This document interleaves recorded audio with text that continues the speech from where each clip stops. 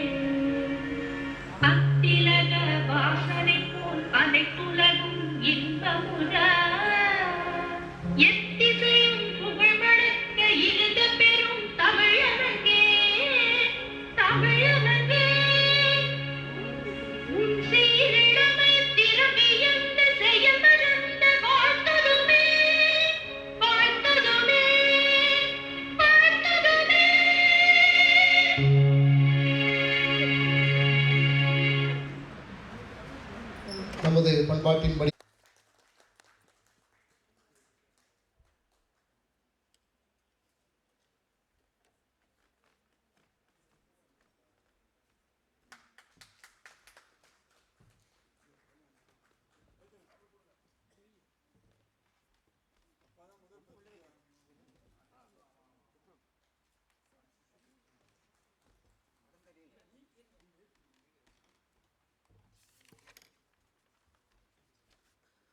பட்டாபிராமனுக்கு பதிலாக சாமிநாதன், மாதா கேன்சர்கார் அவளே வந்திருக்காங்க.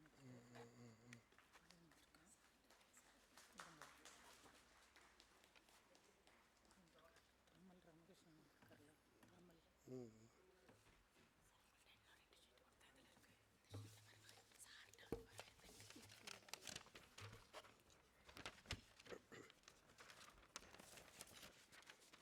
நன்றி.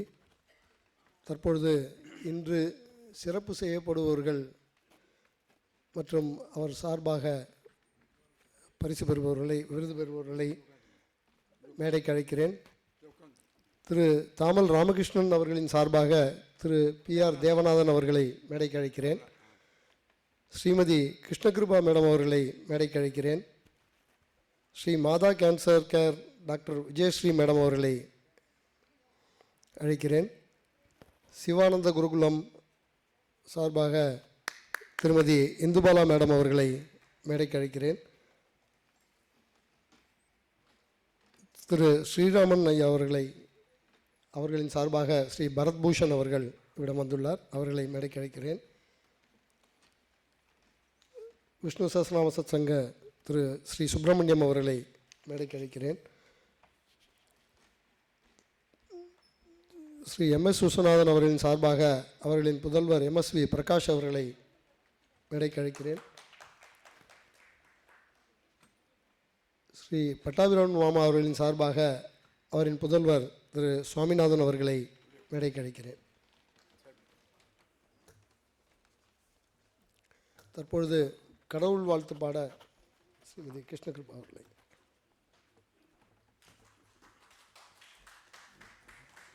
தயரதன் புதல்வன் என்பார், தாமரை கண்ணன் என்பார், புயலிவன் மேனி என்பார், பூவையே பொருதும் என்பார்.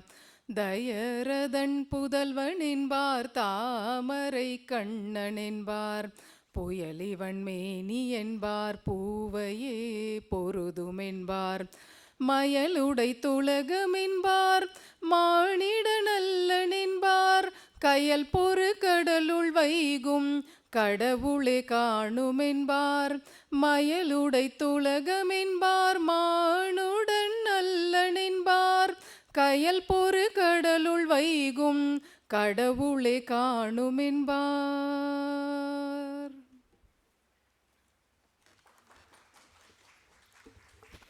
நன்றி. தில்லி தமிழ்ச்சங்கத்தின் தலைவர் திரு சக்தி பெருமாள் அவர்களை மேடைக்கு அழைக்கிறேன். தற்போது வரவேற்புரை வழங்க தில்லி தமிழ்ச்சங்கத்தின் செயலாளர் திரு இரா முகுந்தன் அவர்களை மேடைக்கு அழைக்கிறேன்.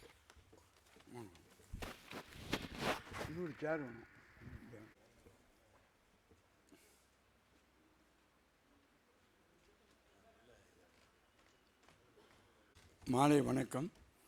இன்று முதல் நிகழ்ச்சியாக டெல்லி தமிழ்ச்சங்கம் திரு VS கிருஷ்ணன் அவர்களின் பங்களிப்போடு சமூகத்தில் பணியாற்றிய இசை அறிஞர்கள் மற்றும் சமூக தொண்டர்களுக்கு சிறப்பு செய்தல் நிகழ்ச்சி. இந்த நிகழ்ச்சிக்கு தலைமையேற்று சென்னையிலிருந்து வந்திருக்கும் தினமணி ஆசிரியர் திரு வைத்தியநாதன் அவர்களை வருக வருக என்று வரவேற்கிறோம். டெல்லி தமிழ்ச்சங்கத்தின் அனைத்து நிகழ்ச்சிகளையும், டெல்லி தமிழ்ச்சங்கத்தில் நடக்கும் அனைத்து நிகழ்ச்சிகளும் தினமணியில் பதிவிட்டு இதை உலகெங்கும் நமக்காக கொண்டு சென்றவர் திரு வைத்தியநாதன் சார் அவர்கள். எப்பொழுதும் டெல்லி தமிழ்ச்சங்கத்திற்கு அவருடைய ஆதரவு உண்டு. அவர் உண்மையிலேயே ரொம்ப நாள் கழித்து இந்த டெல்லி தமிழ்ச்சங்க அழைப்பை ஏற்று வந்திருக்கிறார். அந்த தினமணி பதிப்பு வெளியிடும் பொழுது கான்ஸ்டியூஷன் கிளப்பில் பட்டாபிராமன் மாமாவை வச்சு முதல் பிரதி வெளியிடும்போது அந்த நிகழ்ச்சியை டெல்லியில் உள்ள தமிழ் அமைப்பு எல்லாரையும் கூப்பிட்டு அழைத்து மரியாதை செய்தவர். அவரை இருகரம் கூப்பி வருக வருக என வரவேற்கிறேன். அதே மாதிரி முதல்ல திரு தாமல் ராமகிருஷ்ணன் அவர்கள் ஒரு பெரிய உபன்யாசகர். உலகம் பூரா இன்றைக்கி உலா வந்துருக்கார். நல்ல ஆன்மீக நல்ல சிந்தனை உள்ள ஒரு நல்ல கருத்தை எங்கும் சொல்லிக்கொண்டு இன்றும் அவர் பூனேயில் இருக்கார். டெல்லி தமிழ்ச்சங்க அழைப்பை ஏற்று நான் வர முடியல, இருந்தாலும் என்னை மன்னிச்சிருங்கோ, நான் பூனேயில் இருக்கேன். எனது சார்பாக பாலாஜி கோவிலின் திரு நம்ம தேவநாதன் சார் வாங்கிக்கொள்வார் என்று சொன்னார். அவர் வந்திருக்கிறார். அவரையும் வருக வருக என்று வரவேற்கிறோம். திரு ஸ்ரீமதி கிருஷ்ண கிருபா அவர்கள் மிகவும் பிரபலமான ஆன்மீக சொற்பொழிவாளர். மேடம், உங்களையும் வருக வருக என்று வரவேற்று, நீங்கள் இன்னும் டெல்லி தமிழ்ச்சங்கத்தில் பேச வரல, கூடியவரில் நீங்களும் உங்கள் அழைக்கப்படுவோம் என்று கூறி உங்கள் வருகையை வருக என்று வரவேற்கிறோம். அதே மாதிரி மாதா கேன்சர் கேர் மருத்துவர், அவங்கள பற்றி நம்ம சொல்லிக்கிட்டே இருக்கலாம். அவ்வளோ பெரிய சேவை ஆற்றுறாங்க. கேன்சருக்காக ஒரு இது வச்சு அவங்க வந்திருக்காங்க. திரு டாக்டர் விஜயஸ்ரீ அவர்களை, அதே மாதிரி சிவானந்த குருகுலம் திரு சந்திர மௌலி சமூக தொண்டாற்றியவர். அவருக்குள்ள இன்று இந்துபாலா எங்கள் முன்னாள் தமிழ்ச்சங்க தலைவர் திருமதி இந்துபாலா மேடம் வாங்கிக்கிறாங்க. அவங்களையும் வருக வருக என்று வரவேற்று, பாலாஜி கோவிலிருந்து எல்லாரையும் அழகாக அழைத்து நல்ல அர்ச்சனை பண்ணி நிறைய சேவை செஞ்சுருக்க திரு ஸ்ரீராமன் அவர்களை வருக வருக என்று வரவேற்கிறோம். அதான் அவருக்கு பதிலாக அவர் வந்திருக்காரு. அவரையும் திரு சுப்பிரமணிய மாமாவை பற்றி சொல்லிக்கிட்டே இருக்கலாம். 50-60 வருஷத்துக்கு மேலே சகஸ்ரநாம சத்சங்கத்தை நடத்திட்டு வருடந்தோறும் இதற்காக ஆண்டு விழாக்காக வருவார். எனக்கு அவர்கிட்ட பிடிச்ச விஷயம் என்னென்னா, அந்த நிகழ்ச்சியில் எந்த கச்சேரி நடந்தாலும் என்னை கூட்டு கௌரவித்து, இந்த கச்சேரி டெல்லி தமிழ்ச்சங்கம் நடத்தணும், எனக்கு அருணாள் சாயிராம் முதற்கொண்டு பல பிரபல கலைஞர்களை எனக்கு அறிமுகப்படுத்தி, உண்மையிலேயே அவர் இன்றைக்கி இந்த நிகழ்ச்சிக்காக வந்திருக்கிறார். 85 வயசில் அவரை எல்லாரும் பலத்த கரகோஷம் எழுப்பி வருக வருக என்று வரவேற்கும். அதே மாதிரி தெய்வத்திரு மெல்லிசை மன்னர் திரு MS விஸ்வநாதன் பற்றி உலக சாதனை புரிந்தவர். அவரை பற்றி நம்ம சொல்கிறதுக்கு ஒன்றும் இல்லை, அவ்வளோ சொல்லிக்கிட்டே இருக்கலாம். அவரை மாதிரி இசை அமைப்பாளர் யாரையும் நம்ம பார்த்தது கிடையாது. அவருக்காக இந்த விருதை வாங்க வந்திருக்கிறார்.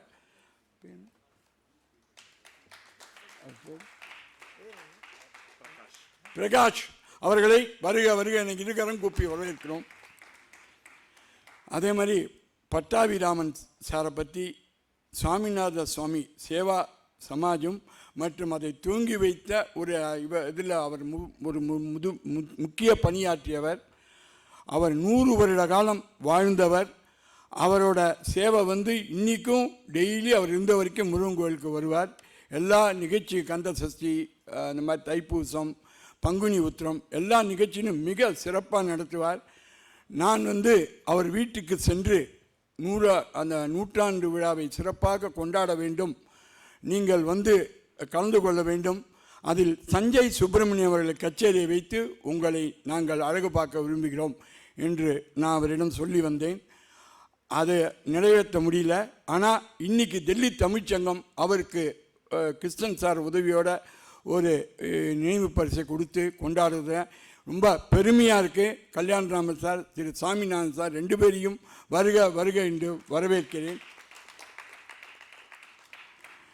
மற்றும் இந்த நிகழ்ச்சிக்காக வந்திருக்கும் எல்லாருமே சிறப்பானவர்கள். உண்மையிலேயே இது பெருமைப்படக்கூடிய விஷயம். எல்லோருமே 50 வருடங்களுக்கு மேலாக சமூக சேவை ஆற்றினர். யாரும் சாதாரண மனுஷன் கிடையாது. ரொம்ப அர்ப்பணிப்போட இதோட அவங்க நிகழ்ச்சி இது அர்ப்பணிப்பு சமூக சேவை செய்கிறாங்க. அவங்கள இருகரம் கூப்பி வருக வருக என்று வரவேற்கிறேன். நன்றி, வணக்கம். வந்திருக்காங்க. அடுத்தது அவங்களோட கம்பராமாயண நூல் வெளியீடு இருக்குது. அதற்கும் நீங்கள் எல்லாம் இருந்து அந்த புத்தக வெளியீட்டை சென்று கண்டுகளிக்கும்படி கேட்டுக்கொள்கிறேன். நன்றி, வணக்கம். திரு கிருஷ்ணன் சார் அவர்களை மேடைக்கு அழைக்கிறேன்.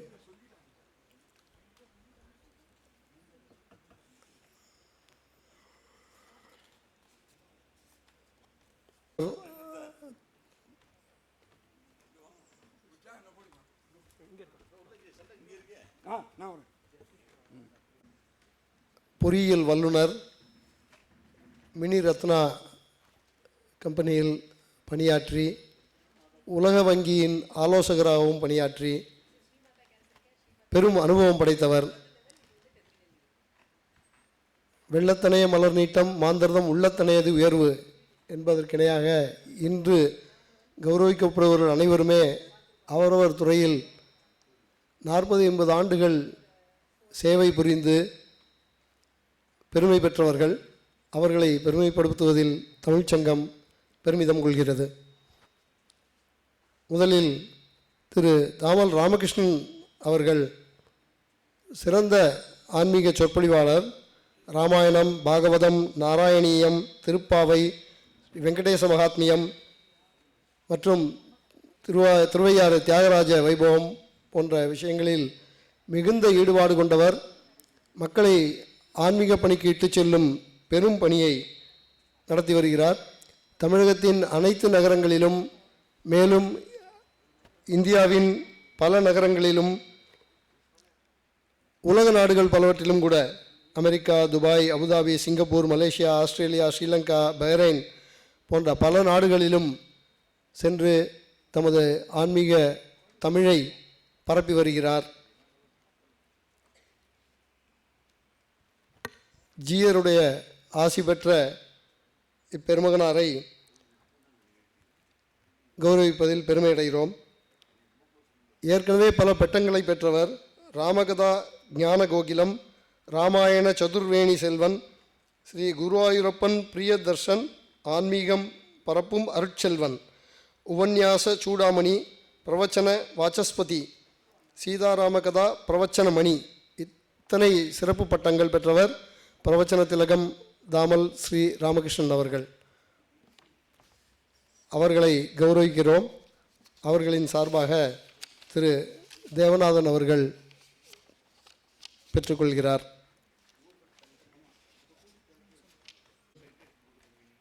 சான்றிதழுடன் ரூபாய் 75,000 பெருமான காசோலையும் வழங்கப்படுகிறது.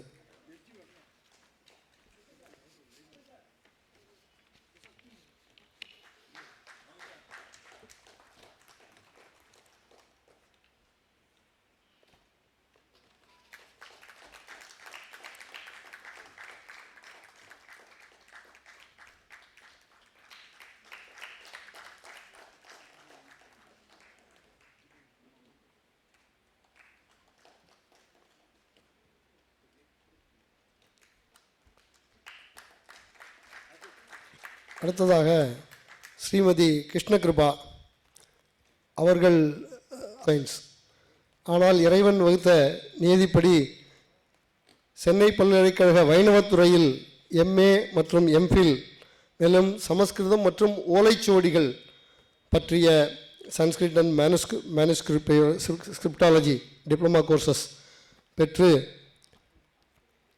ஸ்ரீமத் பரமஹம்ச தியாதி வானமாமலை 31ஆம் பட்டம் மதுரகவி ராமானுஜஜீயர் சுவாமிகளின் ஆசியுடன் அவரை குருவாக ஏற்று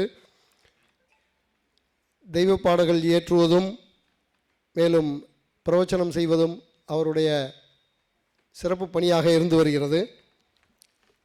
அவர் ஆன்மீக தமிழை போற்றும் வகையில் அவரை கௌரவிப்பதில் தமிழ்ச்சங்கம் பெருமை கொள்கிறது.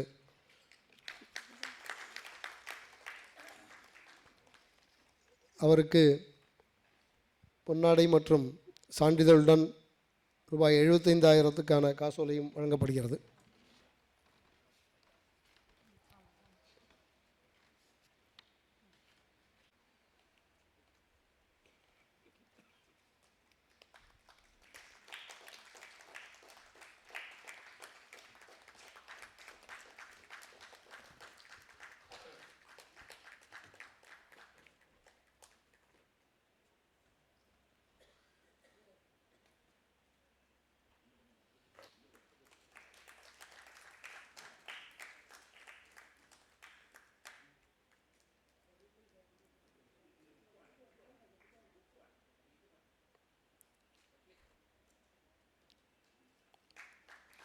அடுத்ததாக அனைவருக்கும் அறிமுகமான சிவானந்த சரஸ்வதி சேவாஸ்ரம். சிவானந்த குருகுலம் 1945 ஆண்டில் ஸ்ரீ எஸ்வி ஐயர் மற்றும் டாக்டர் வி மங்களம் அவர்களால் துவங்கப்பட்டு ஆதரவற்ற குழந்தைகள், விதவைகள் மற்றும் சிறப்பு திறனாளி மாணவ மாணவிகளுக்கு மறுவாழ்வு அளித்து 80 ஆண்டுகளாக தன் சேவையை செய்து வருகிறது. மேலும் முன்னாள் பிரதமர்கள், முன்னாள் ஜனாதிபதி டாக்டர் அப்துல் கலாம் போன்ற பெரியோர்களாலும் பாராட்டு பெற்ற சிவானந்த சரஸ்வதி ஆசிரமத்தின் சார்பில் அவருடைய மனிதநேய பணியை பாராட்டி பரிசு வழங்கப்படுகிறது. அவர்களுக்கும் பொன்னாடை மற்றும் சான்றிதழ் மற்றும் 75,000க்கான காசோலை வழங்கப்படுகிறது.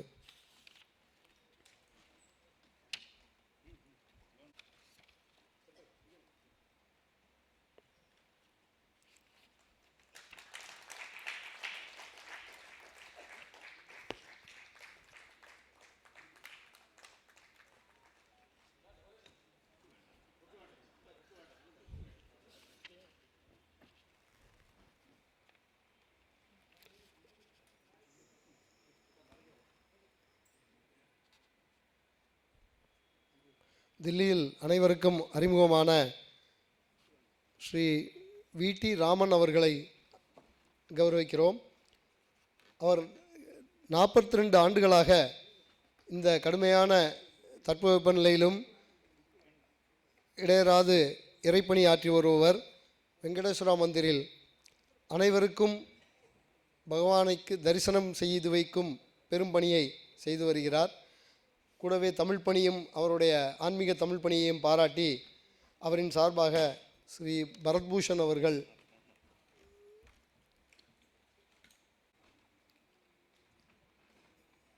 சர்டிஃபிகேட் மற்றும் 50,000க்கான காசோலை வழங்கப்படுகிறது.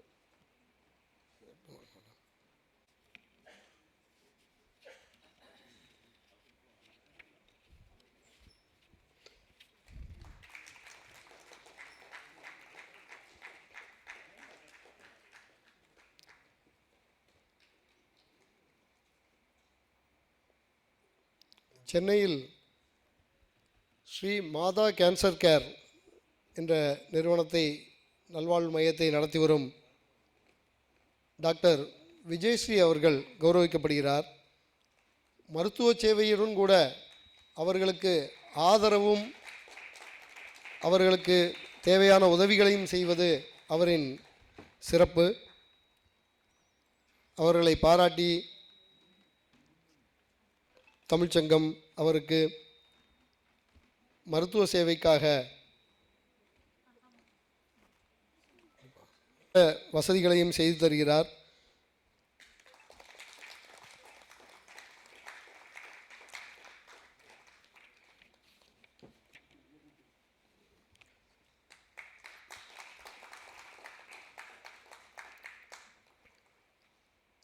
தில்லியில் அனைவராலும் சுப்பி மாமா என்று அறியப்படும் விஷ்ணு சஹஸ்ரநாம சத்சங்க தலைவர் ஸ்ரீ சுப்பிரமணியன் மாமா அவர்கள் கௌரவிக்கப்படுகிறார்.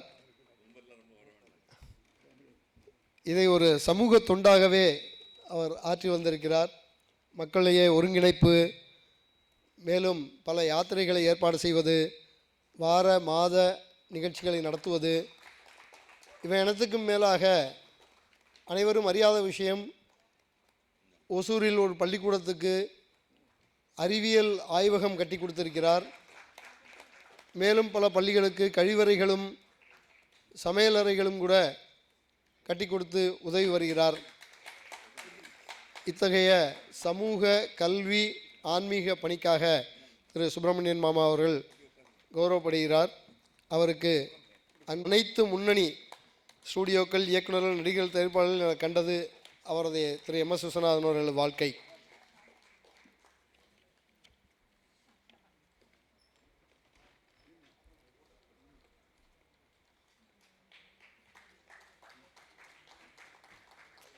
அடுத்ததாக தில்லி மலை மந்திர் மறைந்த திரு பட்டாபிராமன் அவர்களை சேவையை நினைவு கூறாமல் இருக்க முடியாது. தில்லியில் மலை மந்திர் நிர்மாணம் செய்யப்பட்டதிலிருந்து அதை போற்றி பாதுகாத்து புரவலராக இருந்த திரு பட்டாபிராமன் ஐயா அவர்கள் தனது 100வது வயது வரை, கடைசி நாள் வரை தன்னுடைய சேவையை தொடர்ந்தவர்.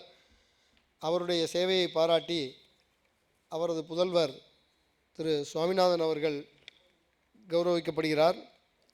அவருக்கு ரூபாய் 25,000 உடனான காசோலையுடனான சான்றிதழும் பொன்னாடையும் அளிக்கப்படுகிறது.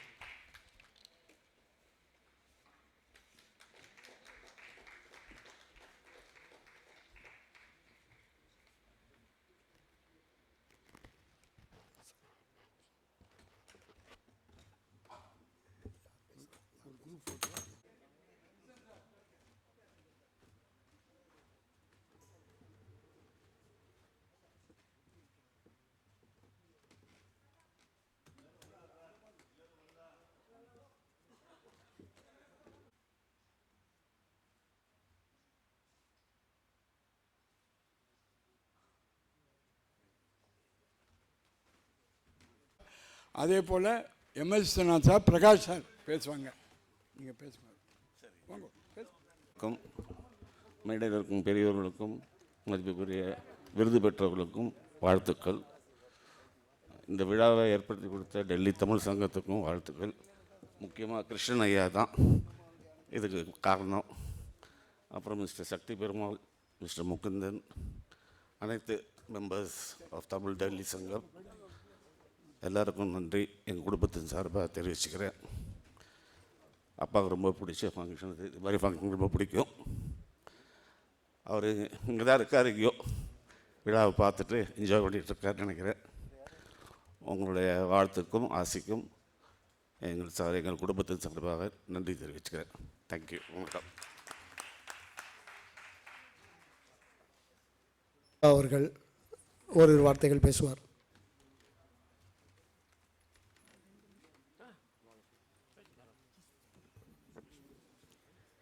அனைவருக்கும் இனிய மாலை வணக்கம். இந்த தில்லி தமிழ்ச்சங்கத்தில் எங்களை கௌரவித்து விருது வழங்கியவர்களுக்கு மனமார்ந்த நன்றிகள். விருது பெற்ற அனைவருக்கும் வாழ்த்துக்கள்.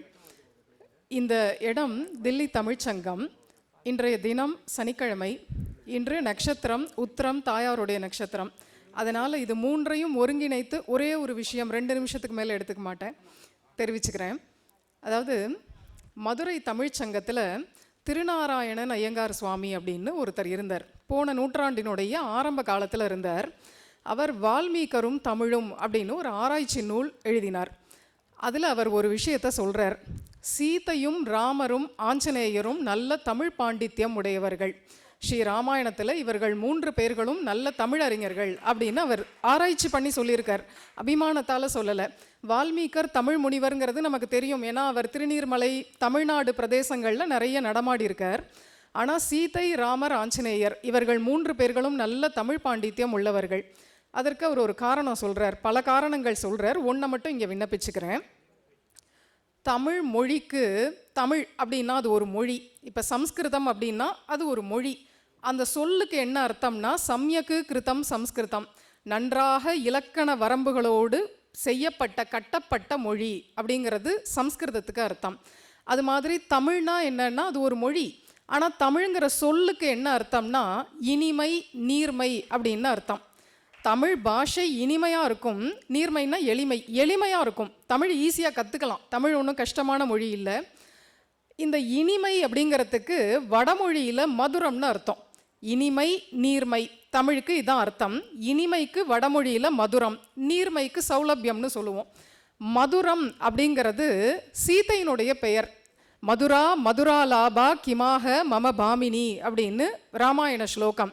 ராமர் கேட்குறார் ஆஞ்சநேயர்கிட்ட, நீ அசோகவனத்துக்கு போயிட்டு வந்தியே, சீதையை பார்த்துட்டு வந்திருக்கியே, சீதாதேவி உத்திரம் தானே, உத்திர நட்சத்திரம் இன்றைய தினம் சீதாதேவியினுடைய நியாயமாக வைகாசி உத்திரம் தான் சீதையினுடைய நட்சத்திரமே. வைகாசி ராமர் எப்படி ராம நவமியோ அது மாதிரி சீதா நவமிங்கிறது வைகாசிலேயே வரும். இது வைகாசி உத்திரம், சீதையினுடைய நட்சத்திரமே. அப்போது கேட்குறார், நீ அசோகவனத்தில் சீதையை பார்த்துட்டு வந்திருக்கியே, என்னுடைய மதுரா அப்படிங்கிற அந்த பிராட்டி எனக்கு என்ன வார்த்தை சொன்னாள் அப்படின்னு கேட்கிறார். மேலோட்டமான அர்த்தம் இது. ரெண்டாவது அர்த்தம், என்னிடத்துல நல்ல தமிழில் பேசுவாளே, அவள் தமிழில் எனக்கு என்ன செய்தி சொல்லி அனுப்பிச்சாள் அப்படின்னு கேட்குறார். ஏன்னா மதுராங்கிறதுக்கு ஆழ்ந்த அர்த்தம் அதுதான், தமிழ் பாஷைன்னு அர்த்தம். தமிழ் மொழியில் சீதையும் ராமரும் உரையாடினார்கள் அப்படின்னு இவர் எழுதுறார். இன்னொரு காரணமும் காட்டுறார். ஆஞ்சநேயர் சிம்சுபா விருட்சத்தின் மேலே உட்காண்டு சீதாதேவி படுற பாட்டை பார்க்கிறார். சீதை பிராண தியாகம் பண்ணிடுவா போல இருக்கு, ராவணன் அப்படி மிரட்டிட்டு போயிருக்கான். அப்போது ஆஞ்சநேயர் நினச்சிக்கிறார், இப்போ இவளை நான் சமாதானப்படுத்தணும், அதுக்கு இவளிடத்துல நான் பேசணும். சம்ஸ்கிருதத்தில் பேசினா இவன் என்னை நம்ப மாட்டா, ஏன்னா ராவணன் நன்னா சம்ஸ்கிருதம் பேசுவான். அதனால நானும் போய் சம்ஸ்கிருதத்தில் இப்போ இவகிட்ட பேசினா ராவணன் தான் இந்த வானர ரூபத்தில் வந்துட்டான் அப்படின்னு பயப்படுவா. அதனால நான் இப்போ தமிழில் பேசணும். மதுரம் அவிததம் ஜகாத வாக்கியம்னு ராமாயணத்தில் ஒரு ஸ்லோகம் உண்டு. மதுர பாஷையில் நான் இப்போ இவள் இடத்துல பேசணும், அப்படி பேசுகிறச்சே இவள் உயிர் தரிப்பாள் அப்படின்னு நினச்சிண்டு ராமாயணத்தை ஆரம்பிக்கிறார் ராம கதையை. உடனே அதை கேட்டு சீதாதேவி உயிர் தரிக்கிறாள். அப்போ தமிழுக்கு என்ன பெருமைன்னா, சீதாதேவியை உயிர் தரிப்பித்த மொழி அப்படிங்கிறது தமிழுக்கு ஒரு பெருமை. அதுவும் இல்லாமல் தமிழ் கடவுளர்களான சீதை, ராமர், ஆஞ்சநேயர் இவர்கள்லாம் பேசின பாஷை.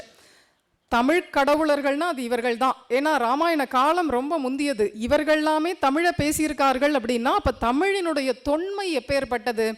இந்த தமிழை நாங்கள் சென்னையில் பேசுறது ஆச்சரியம் இல்லை, மதுரை தமிழ்ச்சங்கத்திலேயோ தஞ்சாவூர் தமிழ் பல்கலைக்கழகத்திலேயோ பேசினா ஆச்சரியம் இல்லை. இங்கே வடமொழி நடையாடுற தேசத்தில் இப்படி ஒரு தமிழ்ச்சங்கம், தமிழ் அன்பர்கள் இப்படி தமிழுக்கு கௌரவம் பண்ணுற மாதிரி ஒரு சபைங்கிறது, இதில் பேசுறது தான் எனக்கு கிடைச்ச பெரிய அங்கீகாரமாக நான் நினைக்கிறேன். ஒரே ஒரு விஷயம் சொல்லி பூர்த்தி பண்ணிக்கிறேன். திருமங்கை ஆழ்வார் திருக்கண்ணமங்கைன்னு ஒரு கோவிலுக்கு போகிறார். இன்னைக்கு சனிக்கிழமை பெருமாளை பற்றியும் ஒரு விஷயம் ஸ்மரிச்சுக்கணும்.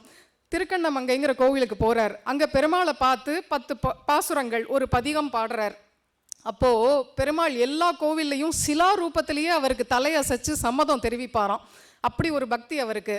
ஆனால் இந்த கோவிலில் ஒன்றும் ஃபிசிக்கல் ரெஸ்பான்ஸே இல்லை அவர்கிட்டேருந்து. அப்படியே கல் மாதிரி சிலை மாதிரி நிற்கிறார். அவர்கிட்டேருந்து எந்த ஒரு விகாரமும் இல்லை, ஒரு முக மலர்ச்சியோ ஒரு புன்சிரிப்போ எதுவுமே இல்லை. அப்போது இவர் என்ன சொல்கிறாருன்னா, நீங்கள் அவதாரங்கள்லாம் இந்த மாடு மேய்க்கிற பாஷை பேசுவாங்களே அந்த ஊரில் எடுத்துட்டீங்கோ. இந்த வடநாட்டில் ஹைன்னு அந்த பாஷையே மாடு மேய்க்கிற பாஷை. இது ஆழ்வார் சொல்கிறார். மாடு மேய்க்கிற பாஷை பேசுகிற ஊரில் நீங்கள் அவதரித்ததுனால தான் என்னுடைய தமிழின் இனிமை உங்களுக்கு புரியல. அதனால் நீங்கள் தமிழ் தேசத்தில் அவதாரம் பண்ணி என்கிட்ட என் தமிழை கற்றுக்கோங்கோ, அப்போ தான் தமிழின் இனிமை புரியும் அப்படின்னு திருமங்கை ஆழ்வார் அன்னைக்கு சொல்லியிருக்கார். ஆனால் இந்த ஊரில் திருமங்கை ஆழ்வார் வந்து பார்த்துருந்தா இன்னைக்கு அப்படி சொல்லியிருப்பாரா தெரியல. மாடு மேய்க்கிற பாஷை ஹைன்னு பாஷை பேசுகிற ஊரில் இப்பேற்பட்ட தமிழ் அன்பர்கள் எல்லாரும் ஒருத்தர் வாயில் கூட ஒரு பேச்சுக்கு கூட ஒரு வடமொழி வரல. அவ்வளவு பேர்களும் நல்ல இனிமையான தமிழில் பேசுகிறீர்கள், இலக்கணம் சுத்தமாக இருக்குது. இப்படி ஒரு சபையில் இது போல் தமிழில் ஒரு உபன்யாசம் இந்த மாதிரி பண்ண கிடைச்சது ஒரு 2 நிமிஷம்னாலும் இது எனக்கு ஒரு பெரிய சந்தோஷம், அங்கீகாரம். அதனால் இந்த வாய்ப்பை கொடுத்த இந்த தில்லி தமிழ்ச்சங்கம் சபையினர் அனைவருக்கும் என்னுடைய நன்றிகளை தெரிவித்து பூர்த்தி பண்ணிக்கிறேன்.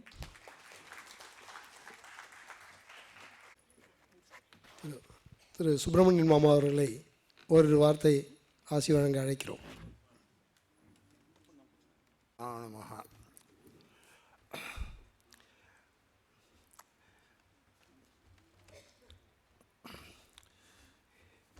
இந்த மாதிரி 2 வருஷத்துக்கு ஒரு கிருஷ்ணன் மாமா,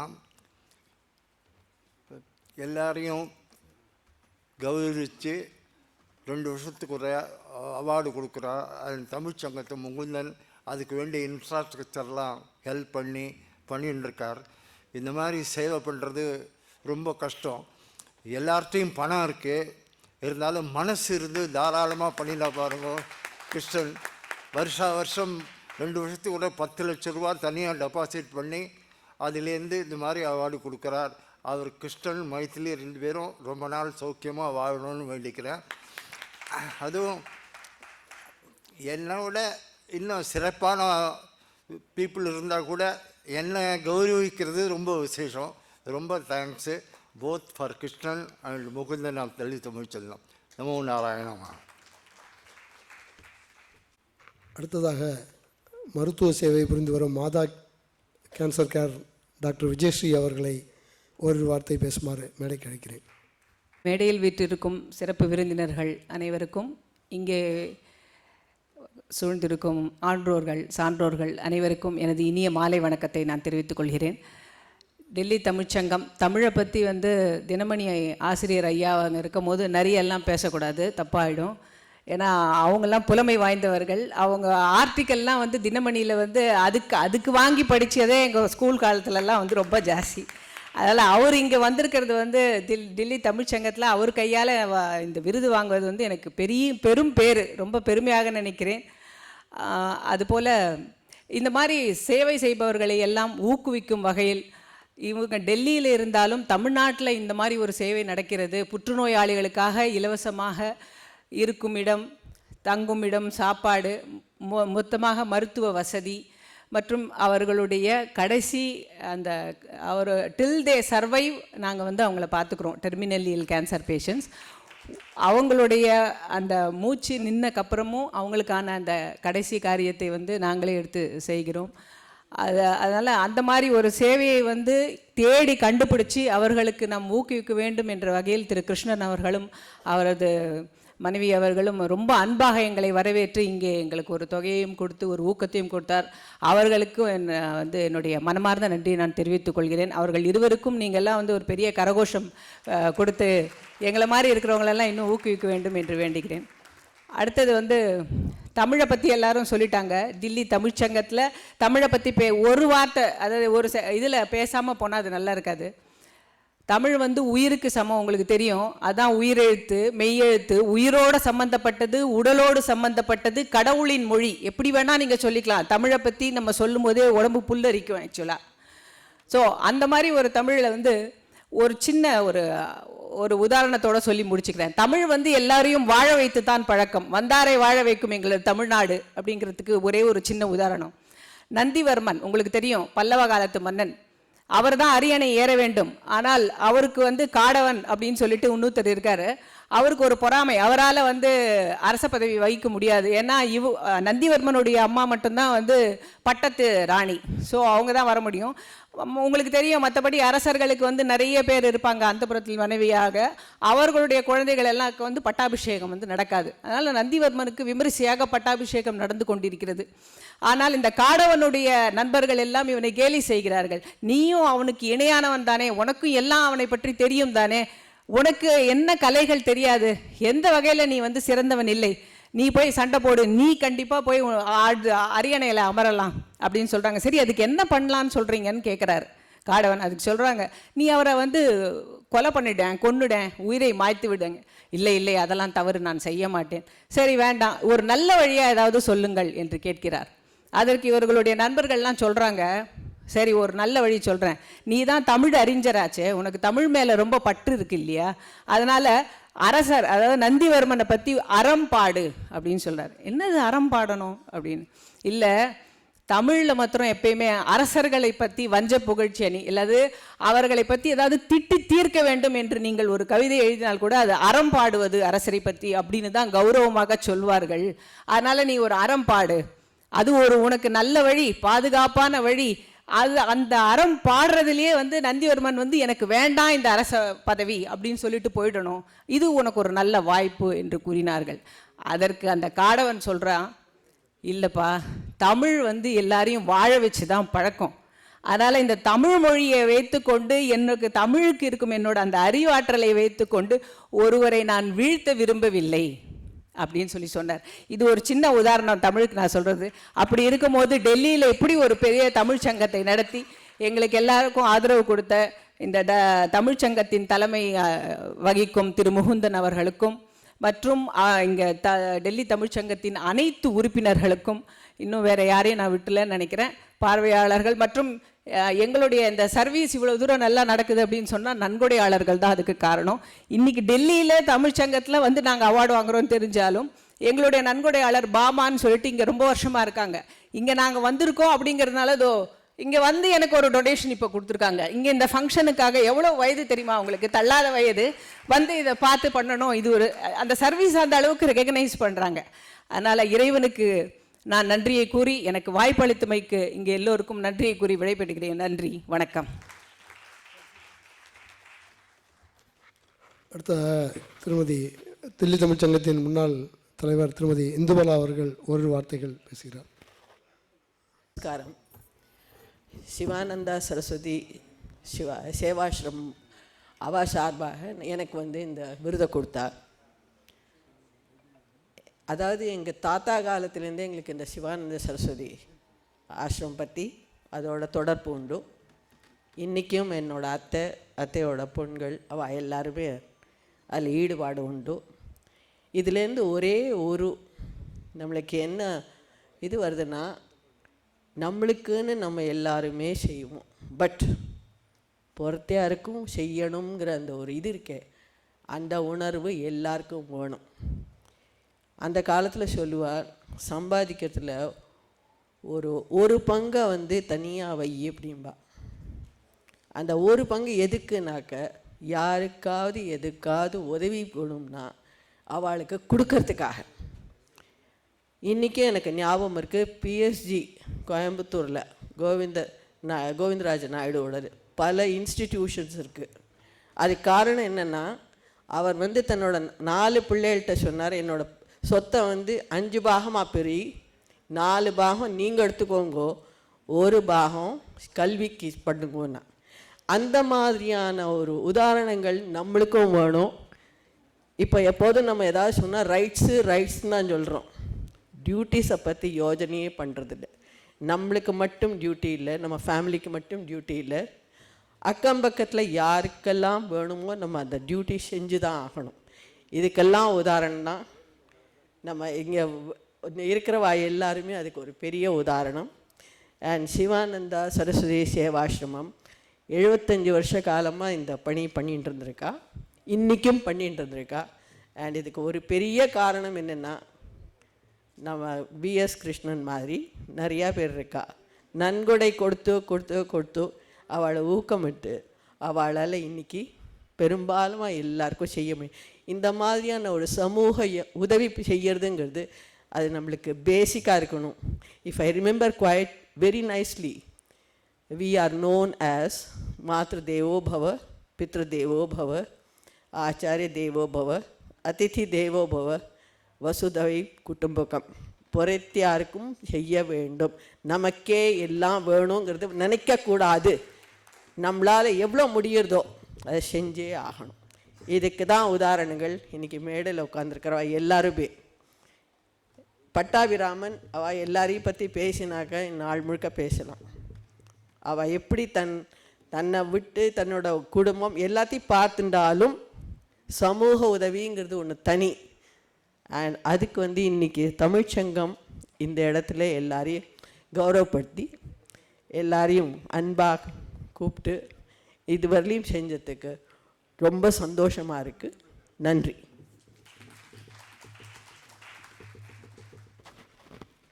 நன்றி மேடம். தங்களின் கல்வி பணி மேன்மேலும் தொடர வேண்டி விரும்பி கேட்டுக்கொள்கிறோம்.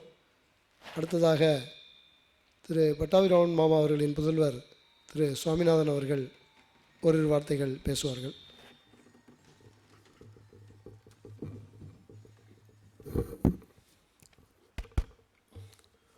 Respected Chief Guest of the day, Sri K. Vaidyanathan Sir, and honorable members on the dais, Sri Sakti Perumal, the President, Delhi Tamil Sangam, my co-banker and my friend, Comrade Mukundan, Secretary, Delhi Tamil Sangam, Sri V.S. Krishnan. Sir, it was my pleasure to receive the invitation to attend this function, where my late father, Sri S. Pattaviraman, to be honored for the services he rendered to build a temple for Lord Swaminatha in Delhi. He has been well recognized by several organizations for the services he rendered. Immediately after the third Kumbhabhishekam at Malai Mandir in 2002, Sri Jayendra Saraswati Swamigal of Kanchi Kamagoti Peetam, who graced the Kumbhabhishekam in person, blessed him with a title Swaminatha Kaingarya Mani.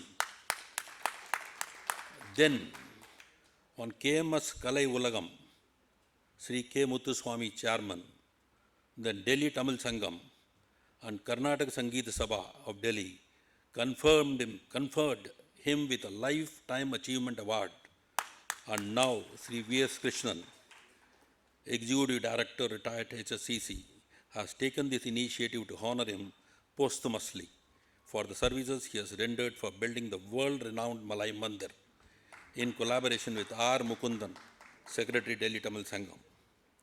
I even remember Mr. Mukundan was planning to celebrate my father, Sri Pattaviraman's centenary in Delhi Tamil Sangam by honoring him and arranging a Carnatic music program of Sri Sanjay Subramanian with the help of my brother, late Kumar. Before that, they attained eternity. My father, late Sri Pattaviraman, was a great orator, writer, and he has written several articles about Malai Mandir, published in various newspapers and magazines. A book on his personal experience with Kanchi Sri Mahaperival of Kanchi Mutt in the name, The Voice and Vision of Kanchi Mahaperival, which was released in this auditorium. And he has written a book for the temple regarding Puja Vidhanam, how pujas are to be performed on various occasions and during festivals at Malai Mandir, which is being followed. Apart from being one of the founders of Malai Mandir, Sri Pattaviraman was the founder of Sri Shanmugananda Sangeeta Sabha in Delhi. He spent whole of his life only for the public cause. Until his last breath, he was for it. He passed away on 19th of April 2021 at the age of 100 at around 10:15 p.m. that day. And he was writing and drafting something for the temple even at 4:30 p.m. that day. If I talk about him, it's quite long. It's a history now. I thank the organizers, Sri Mukundan and Sri Krishnan, for arranging this program and honoring all these 8 well-renowned, deserved people today. Pray Lord Swaminatha to bless us all. Namaskaram. தற்பொழுது Thiru Krishnan sir அவர்களையும் அவரது துணைவியார் திரு மைதிலி கிருஷ்ணன் அவர்களையும் மேடைக்கு அழைக்கிறோம். திரு மைதிலி கிருஷ்ணன் அவர்கள் ஆசிரிய பணியை தில்லி தமிழ் கல்விக் கழக பள்ளியில் தொடங்கி 7 பள்ளிகளுக்கும் இயக்குனராக உயர்ந்தவர். அவருடைய கல்விப்பணி மற்றும் அவர்கள் சமூகத்திற்கு ஆற்றி வரும் தொடர்பணியை திரு கிருஷ்ணன் மாமா அவர்கள் வெங்கடேஸ்வரா மந்திரில் தலைவராக இருந்தவர்.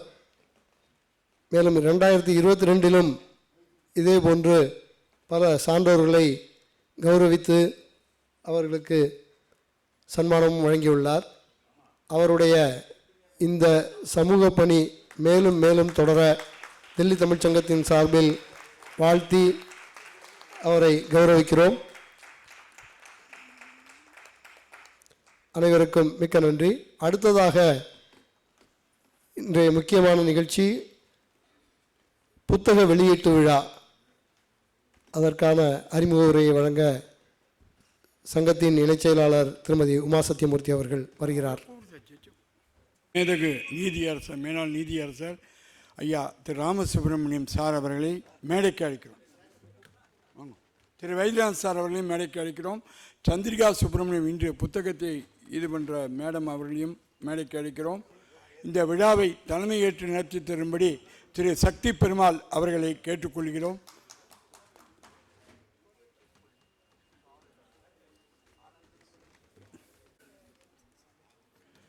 எல்லோருக்கும் வணக்கம். அடுத்த நிகழ்ச்சியான கம்பனில் காதலும் பக்தியும் மற்றும் சார் சேதுராமலிங்கம் சார் மேடைக்கு வரவும். சிறப்பு இன்று பேச்சாளர் சேதுராமலிங்கம் சார் மேடைக்கு வரவும். பாக்கி ஆஸ்திரேலியா சந்திரிகா சுப்பிரமணியம் ஆஸ்திரேலியாவிலேருந்து அங்கு உச்ச நீதிமன்ற வழக்கறிஞராக இருக்கிறார். அவர் கம்பனில் காதலும் பக்தியும் மற்றும் த கிளின்சஸ் ஆஃப் கம்பராமாயணம் என்ற 2 நூல்களை இன்று டெல்லி தமிழ்ச்சங்கத்தில் அறிமுகப்படுத்தி வெளியிட உள்ளார். அவரை மேடைக்கு அழைக்கிறோம். கம்பன் விழா சென்ற மாதம் நடந்தது டெல்லி தமிழ்ச்சங்கத்தில். அதேபோல் இன்றும் கம்பன் வீட்டு கற்றுத்தறியும் கவிபாடும் என்பர். அத்தகைய சிறப்பு கம்பனுக்கே உரியதாகும். கம்பனின் பாடல்களை எண்ணற்ற புலவர்கள் தமிழ் அறிஞர்கள் ஆய்வு செய்து எழுதியுள்ளனர். அவ்வகையில் கம்பனில் காதலும் பக்தியும் என்ற நூலை எழுதியுள்ள முனைவர் சந்திரிகா சுப்பிரமணியம் அவர்களை உங்கள் பலத்த கலகோஷத்துடன் டெல்லி தமிழ்ச்சங்கத்தின் சார்பில் வருக வருக என வரவேற்கிறோம். மேடம் இந்த நிகழ்ச்சிக்காகவே ஆசிரியர்களே வந்து நடத்துறதுக்கு வந்திருக்காங்க. அவங்களை வணங்கி, இந்த கம்பராமாயணம் என்றால் தமிழில் முதன்மையானவர், கம்பராமாயணத்தில் அதீத புலமை வாய்ந்தவர், அத்தாரிட்டி. கம்பராமாயணத்தில் சிறந்த பேச்சாளர், சிறப்புமிக்க கம்பன் நூலை இன்று சிறப்பு விருந்தினராக மேனாள் உச்சநீதிமன்ற நீதியரசர் திரு ராமசுப்ரமணியம் அவர்களின் கரங்களால் வெளியிட்டு அதை டெல்லி தமிழ்ச்சங்கத்தின் தலைவர் சக்தி பெருமாள் அவர்கள் பெற்றுக்கொள்கிறார். அவர்கள் இருவரையும் டெல்லி தமிழ்ச்சங்கத்தின் சார்பாக வணங்கி வருக வருக என்று வரவேற்கிறேன். ராமசுப்ரமணியம் சார் இதுக்கு முன்னாடியும் டெல்லி தமிழ்ச்சங்கத்தில் கம்பராமாயணத்தை பற்றி மிக அருமையான சொற்பொழிவு தந்திருக்கார். அவர் வந்து இந்த நிகழ்ச்சியை கௌரவித்ததற்கு நாம் எல்லாம் பெருமை கொள்ளணும். அதே போல் கம்பன் நிகழ்ச்சிகளை என்றவரை இந்த நிகழ்ச்சிக்கு வர இருந்த திரு வெங்கட்ரமணி சார் அவர்கள் ஒரு முக்கிய அலுவல் காரணமாக வரவில்லை. ஸோ அவர் வாழ்த்துக்களை தெரிவித்து கொண்டார்.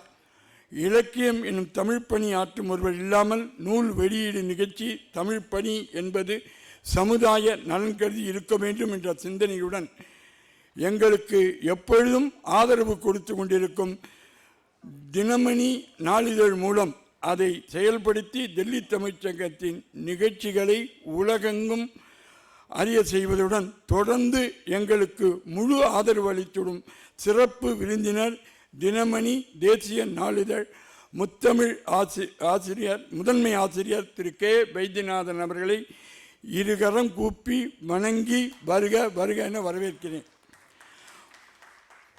மற்றும் ஒரு சிறப்பு விருந்தினர் வழக்கறிஞர் சிந்துகவி சேதுராமலிங்கம் அவர்கள் எங்கள் வீட்டு கவிஞர், தமிழில் சிறந்த ஆளுமை வாய்ந்தவர், டெல்லி தமிழ்ச்சங்கத்தின் மூத்த உறுப்பினர், இலக்கியத்தில் தீவிர ஆர்வம் கொண்டவர், அண்மையில் காலத்தை வென்ற கம்பனி காப்பியம் என்ற தலைமையில் மிக அருமையாக கம்பனை பற்றி பேசினார். இன்றும் அவர் வாழ்த்துரை சொல்ல இருக்கிறார். முதுபெரும் தமிழறிஞரான அவரை டெல்லி தமிழ்ச்சங்கம் வரவேற்பதில் பெருமை கொள்கிறது. அவரை டெல்லி தமிழ்ச்சங்கத்தின் சார்பாக வருக வருக என இருகரம் கூப்பி வரவேற்கிறேன். இந்த நிகழ்ச்சி நடத்துவதற்கு எங்களுடன் பெரு உதவியாக இருந்த டெல்லி தினமணி சீஃப் திரு நரேஷ் அவர்களையும் மற்றும் தினமலர் நாளிதழின் சீஃப் பீரோ திரு நரேஷ் அவர்களையும் உச்ச நீதிமன்ற வழக்கறிஞர் தமிழ் அமைப்புகளின் சங்க தலைவர் திரு ராம சங்கர் அவர்களையும் கம்பன் கழக தலைவர் திரு KVK பெருமாள் அவர்களையும் மலை மந்திர் கோவிலின் ட்ரஸ்டி திரு கல்யாண்ராமன் சார் அவர்களையும் மற்றும் உங்கள் அனைவரையும் இருகரம் கூப்பி வரவேற்கிறேன். நன்றி, வணக்கம்.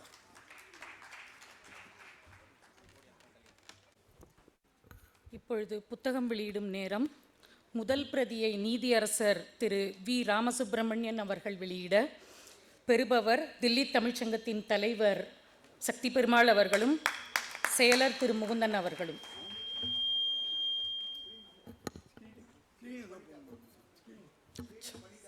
The medal winner 2019 New South Wales State. Citizen of the Year 2019 Cumberland Council. Woman of the West 2012 University of Western Sydney.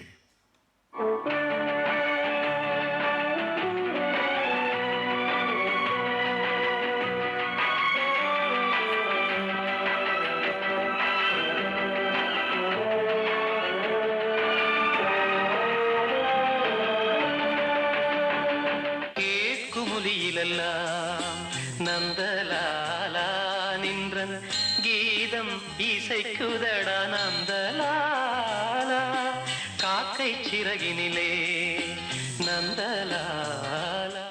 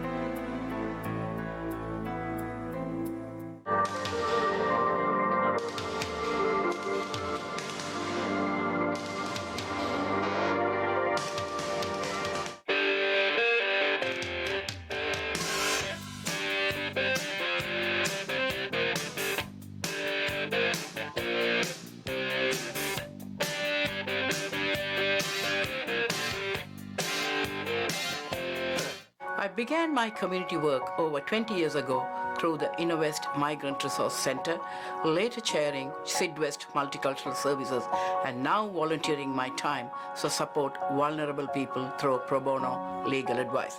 As an academic, mediator, and community education presenter, I have established community building courses on living in harmony as a preventative measure against domestic violence, elder abuse, and other community-related issues. Harmony to me means educating, serving, and representing community so that we can overcome issues facing the most vulnerable. Well done, Shandy. Well done. Thank you.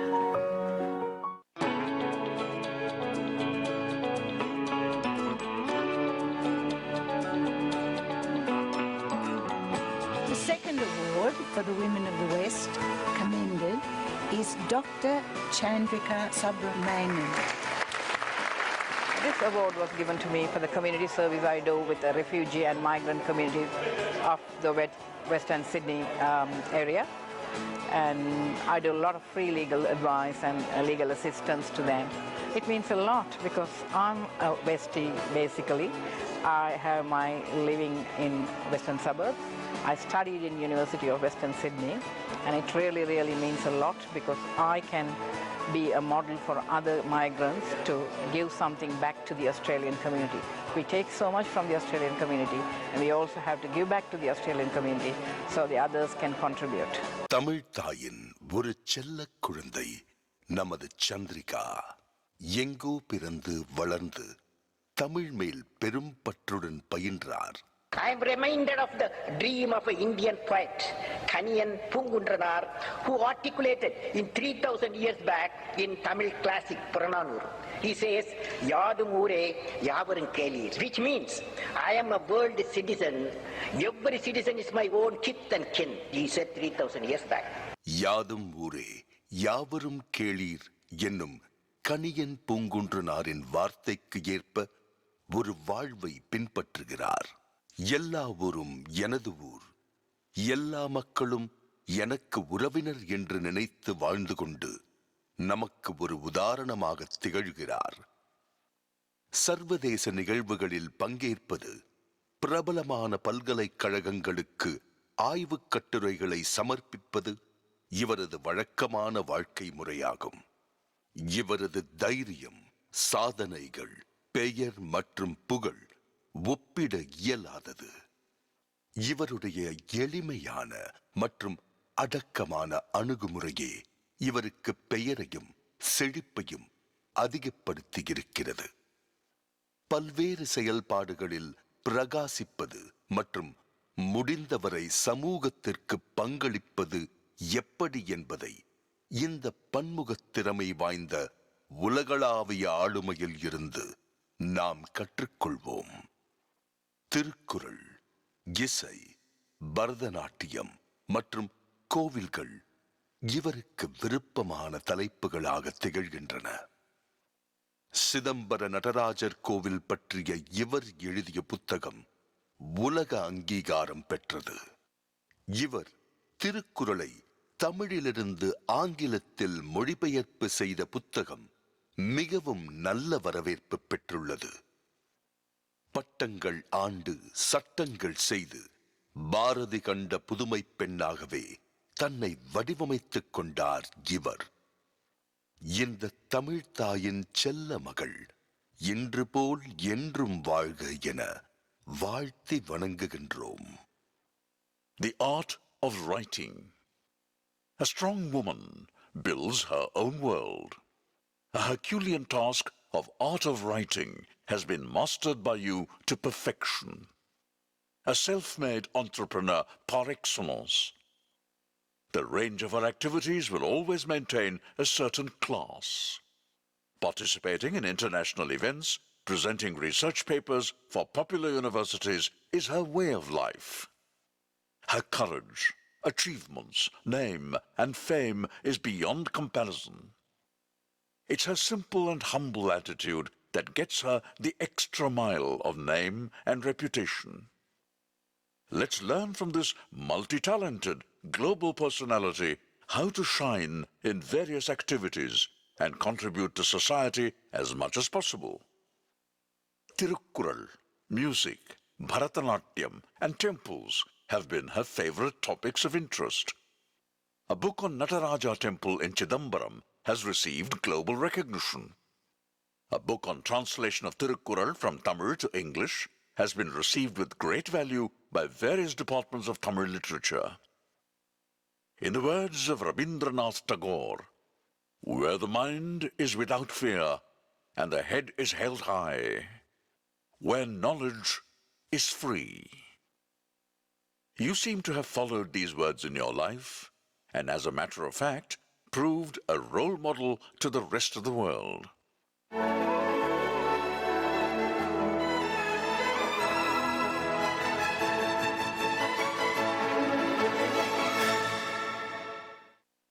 Ladies and gentlemen, may I humbly request you all to offer a standing ovation for this dynamic lady and her priceless contributions to the upliftment of mankind.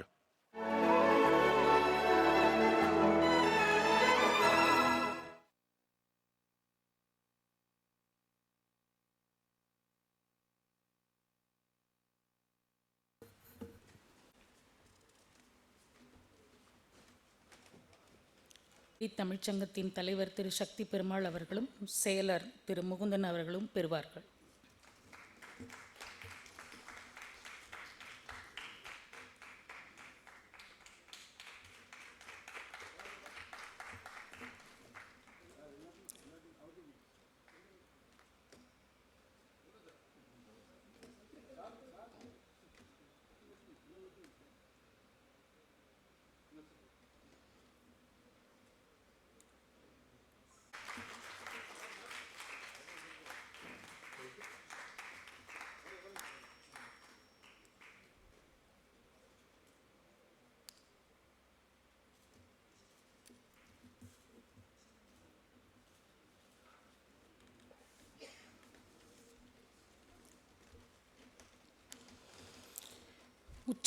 உச்ச மற்றும் உயர்நீதிமன்ற வழக்குரைஞர் முனைவர் சந்திரிகா சுப்பிரமணியன் அவர்கள் எழுதிய கம்பனின் காதலும் பக்தியும் என்ற புத்தகத்தின் வெளியீட்டு விழாவை கண்டுகளித்தோம்.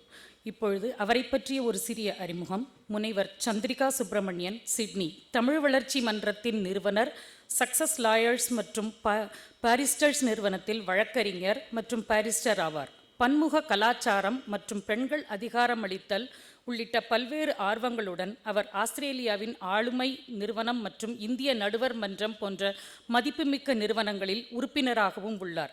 2019ஆம் ஆண்டில் பிரீமியர்ஸ் ஹார்மனி உயர்ந்த பதக்கத்தையும் வென்று கம்பர்லாந்து கவுன்சிலின் ஆண்டின் சிறந்த குடிமகன் என்ற பட்டத்தையும் வென்றார். இவை முனைவர் சந்திரிகா சுப்பிரமணியனின் ஈர்க்கக்கூடிய சாதனைகளில் ஒன்றாகும். இவர் கல்வி பயணத்தில் தஞ்சாவூர் தமிழ் பல்கலைக்கழகத்தில் தமிழ் ஊடகம் மற்றும் சட்டம் ஆகியவற்றில் பல்வேறு சான்றிதழ்களும் அடங்கும். ஒரு சிறந்த எழுத்தாளர் மற்றும் திறமையான நிபுணராக கல்வி மற்றும் சமூக சேவையில் டாக்டர் சுப்பிரமணியனின் பங்களிப்புகள் உண்மையிலேயே பாராட்டத்தக்கவை. பெண்கள் அதிகாரம், கலாச்சாரம், சட்டம், நெறிமுறைகள், மேலாண்மை, தமிழ் மற்றும் ஆங்கிலத்தில் 54 புத்தகங்கள் மற்றும் கணினிகள் மற்றும் 100க்கும் மேற்பட்ட ஆய்வுக் கட்டுரைகள் ஆகியவை இவரது வெளியீடுகளில் அடங்கும். 1988இல் பெண்கள் மற்றும் ஊடகங்கள் என்ற புத்தகத்திற்கு தமிழ்நாடு அரசு விருது, 2019இல் சைபர் சட்டங்கள் மற்றும் சைபர் கிரைம்ஸ் என்ற படைப்புக்கு SRM பல்கலைக்கழகத்தின் அப்துல் கலாம் விருது, 2019இல் சிறந்த புனைக்கதை அல்லாத லார்ட் ஆஃப் டான்ஸ் என்ற புத்தகத்திற்கு ஆஸ்திரேலியாவின் சிறந்த தெற்காசிய இலக்கியவாதி விருது போன்ற பல விருதுகள் இவரது இலக்கிய சேவைக்கு கிடைத்த மகுடம் என்றே சொல்லலாம். மேனாள் உச்சநீதிமன்ற நீதியரசர் திரு வி. ராமசுப்பிரமணியம். இவர் ஜூன் 30, 1958 தமிழ்நாட்டில் மன்னார்குடியில் பிறந்தவர். சென்னை திருவல்லிக்கேணியில் உள்ள இந்து உயர்நிலைப் பள்ளியில் தனது பள்ளிப் படிப்பை முடித்து பின்னர் சென்னையில் உள்ள விவேகானந்தர் கல்லூரியில் அறிவியலில் இளங்கலை பட்டம் பெற்றார். இதன் பின்னர் சென்னை சட்டக்கல்லூரியில் சட்டம் பயின்று பிப்ரவரி 16, 1983 அன்று சட்டப்படிப்பில் பட்டம் பெற்றார். பிறகு மெட்ராஸ் உயர்நீதிமன்றம், நகரம் மற்றும் சிறிய வழக்குகள் நீதிமன்றம், குடிமை மற்றும் அரசியலமைப்பு விஷயங்களில் மற்றும் சேவை விஷயங்களில் வழக்கறிஞராக பணிபுரிந்தார். திரு வி. ராமசுப்பிரமணியம் அவர்கள் இன்று நடைபெற்று கொண்டிருக்கும் சந்திரிகா சுப்பிரமணியம் அவர்களின் புத்தக வெளியீட்டு விழாவில் அவரது கம்பனின் காதலும் பக்தியும் என்ற புத்தகத்தின் முதல் பிரதிகளை வெளியிட்டுள்ளார்.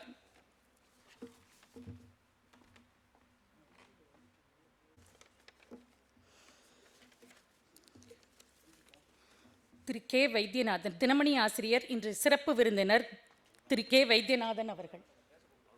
ஓகே. இன்றைய சிறப்பு விருந்தினர் சிந்து கவி சேதுராமலிங்கம் ஐயா அவர்கள். பொதிகையில் பிறந்து பெருநை வைகை கரைகளில் கற்று யமுனை கரையில் குடிபுகுந்தவர். அரசு பணியில் இருந்து ஓய்வு பெற்று வழக்கறிஞராகவும் மனிதவளத்துறை ஆலோசகராகவும் தொடர்கிறார். முத்தமிழ் புலமைக்காக 2013இல் தில்லி தமிழ்ச்சங்கத்தின் விருது பெற்றவர். மரபு கவியில் அதிக கவனம் செலுத்துபவர். சிந்து கவி என்று அறியப்படுபவர். கவிதை பிறப்பது எழுதுகோலில் இருந்தல்ல, இதயத்தில் இருந்து என்ற நம்பிக்கை கொண்டவர். இவர் எங்கள் தில்லி தமிழ்ச்சங்கத்தின் மூத்த உறுப்பினர் என்பதை மிகுந்த பெருமையுடன் தெரிவித்துக் கொள்கிறோம். முதலில் தினமணி ஆசிரியர் திரு கே. வைத்தியநாதன் அவர்களை பேச வருமாறு அழைக்கிறேன்.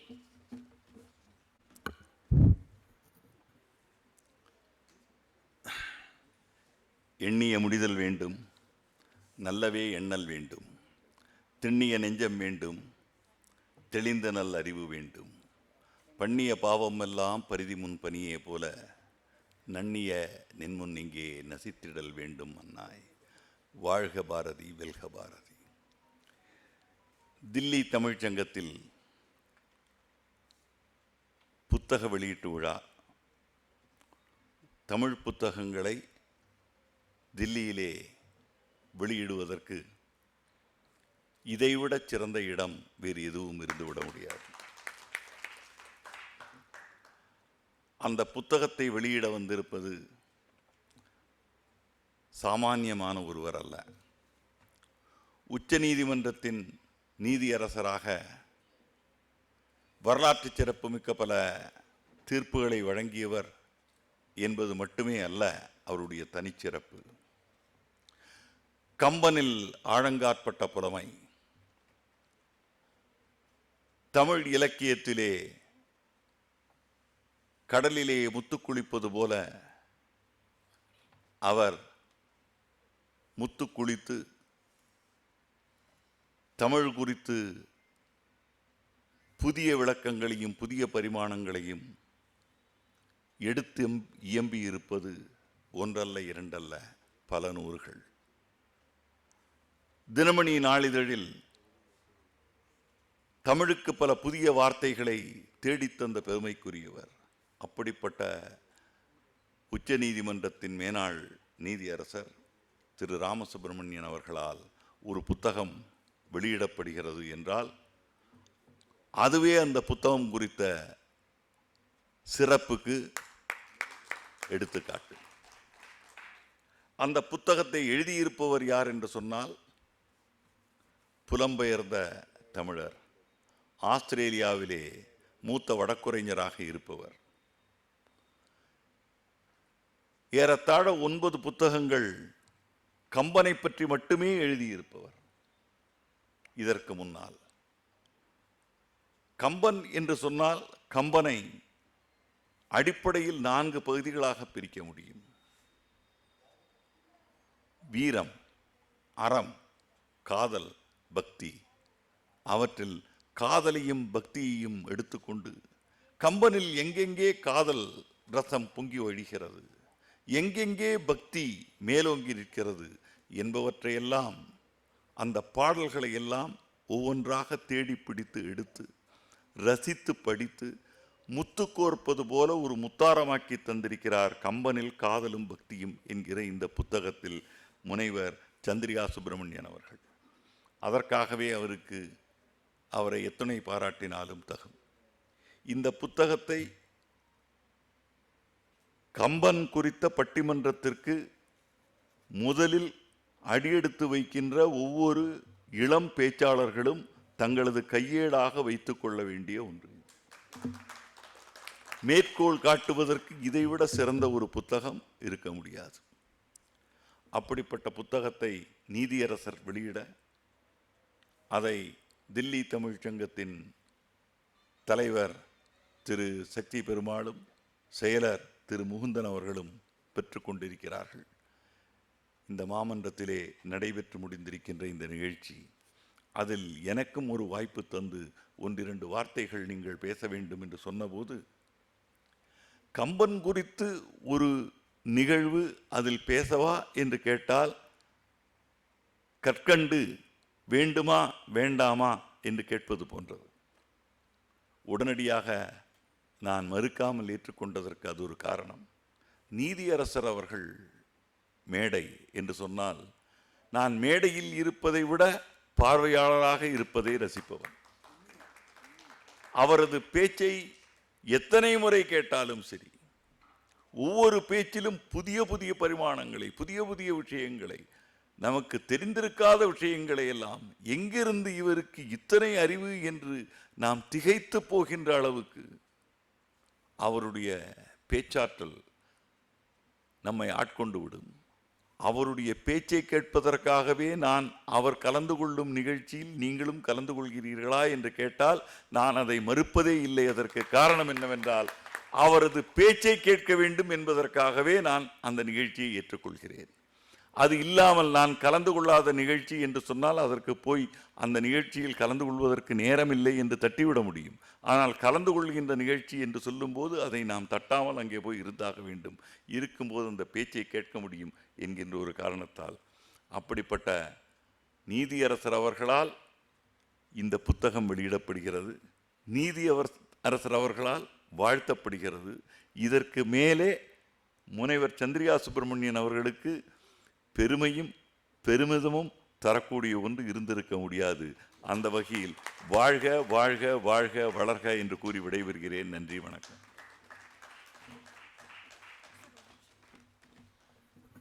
திரு கே வைத்தியநாதன் அவர்கள் கௌரவிக்கப்படுவார்.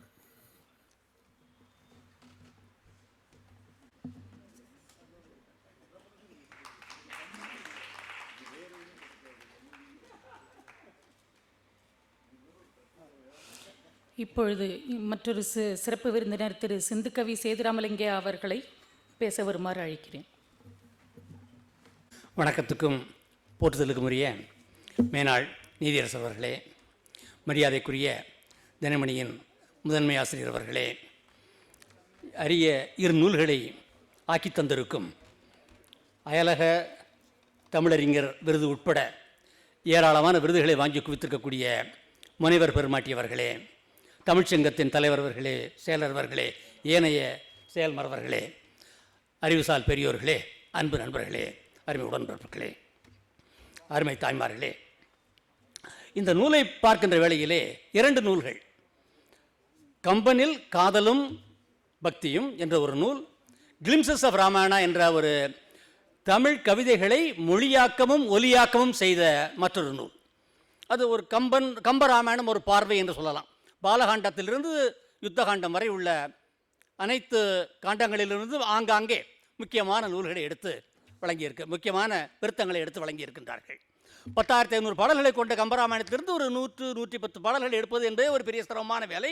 அதுவும் முழு நூலையும் நம் கண்முன் கொண்டு வரக்கூடிய அளவுக்கு அந்த பாடல்களை தேர்ந்தெடுத்திருக்கிறார்கள் என்பது மற்றொரு சிறப்பான ஒரு அம்சம். காதலை பொறுத்தவரையிலே பல விதங்களிலே பல நிலைகளிலே அதை சுட்டி காட்டுகிறார்.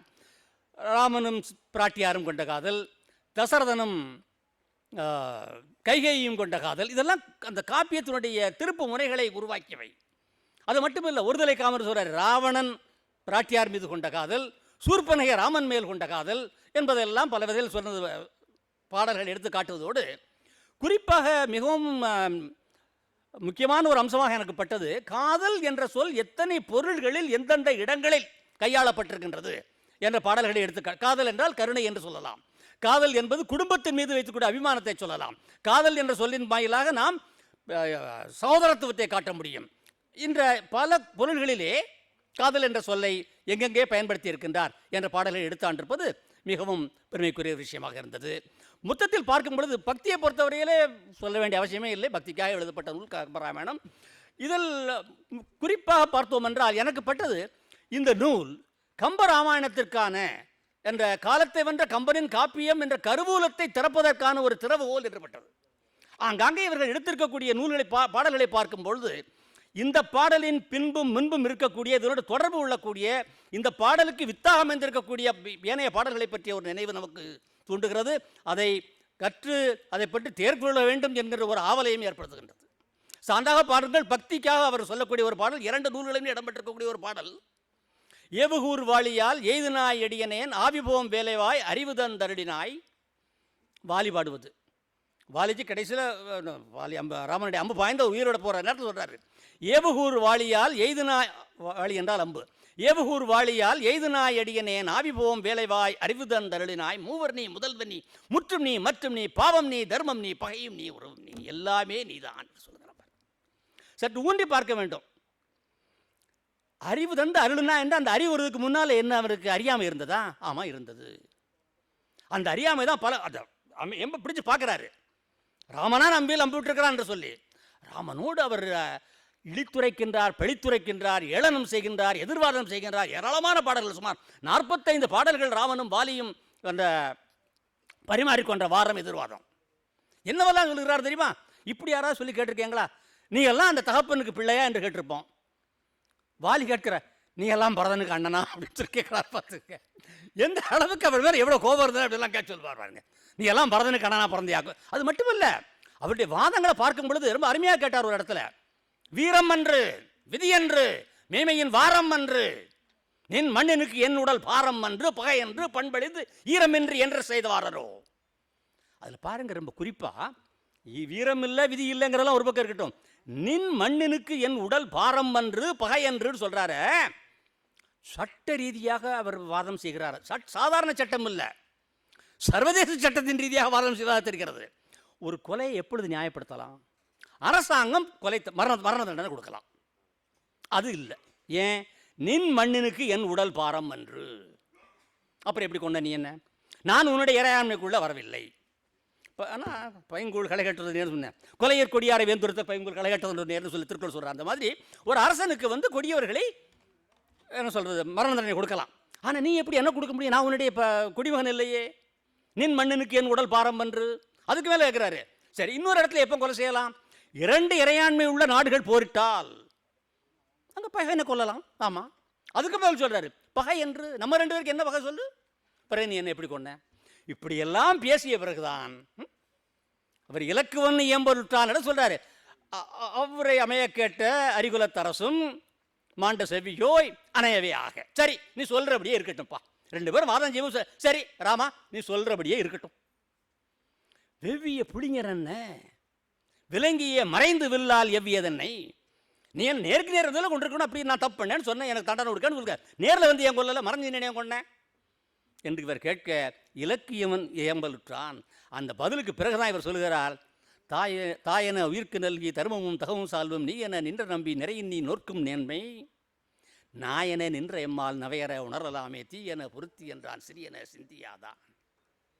அருமையான பாடல் பாருங்க. இவ்வளவு சண்டை போட்டு சொல்றாரு.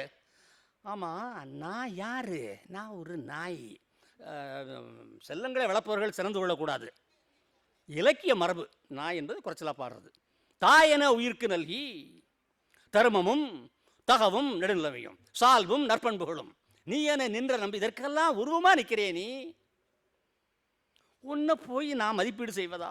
நான் என நின்ற எம்மால் நவையற குற்றம் இல்லாமல் உணர முடியுமா? எனக்கு என்னமோ தப்பு பண்ணிட்டேன். தீயென பொருத்தி என்றான் சிறியன சிந்தியாதான். ஆக இவர்கள் எடுத்துக் கொடுத்திருக்கிற அந்த ஒரு பாடல் எங்கேயெல்லாம் நம்மை காண வைக்கிறது என்று தான் சொல்ல வருகின்றேன்.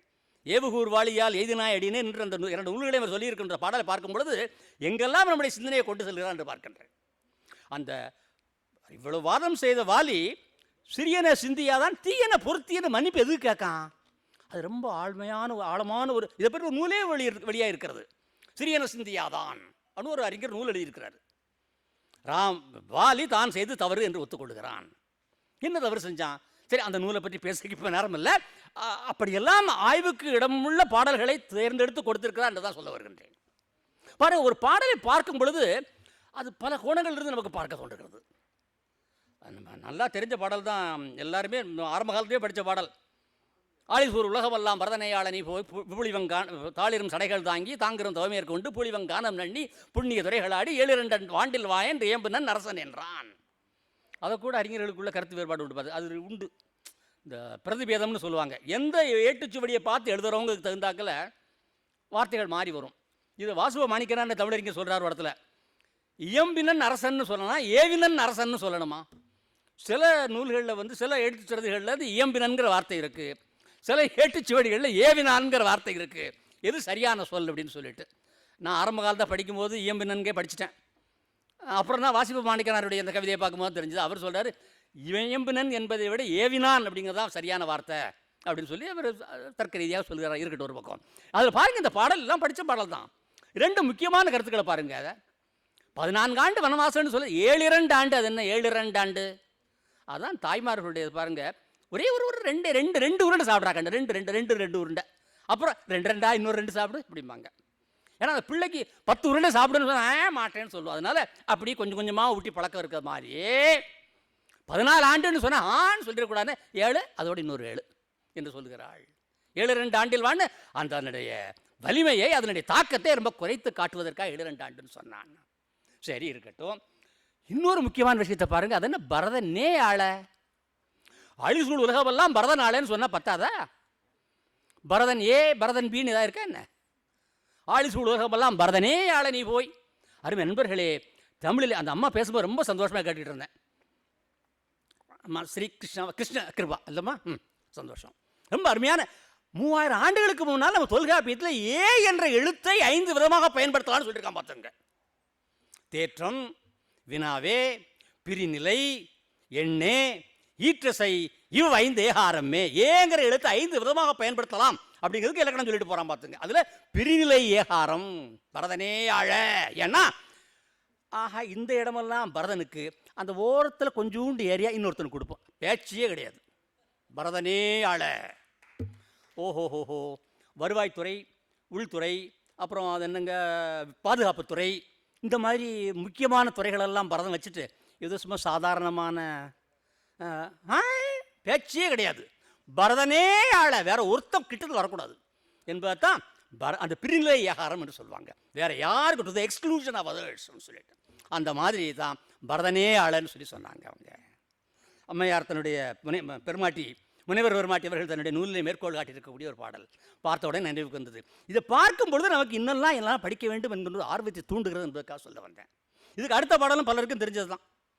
மன்னவன் பணியன்றாக மற்றொன்படி மறுப்பனோ என் பின்னவன் பெற்ற செல்வம் அடியனேன் பெற்றதென்றோ மின்னொளிர் காணம் என்றே போகின்ற என்னை உறுதியப்பால் இப்படி தலைமேற்கொண்டேன் மின்னொளிர் காணம் என்றே போகின்றேன் விடையும் கொண்டேன்னு சொல்லி ராமர் கிளம்பிட்டார். உடனே அப்பா சொன்னா தான் போனேன், என்னமா நான் நீங்கள் சொன்னால் போக மாட்டேன்னா என்ன, இதோ போகிறேன்.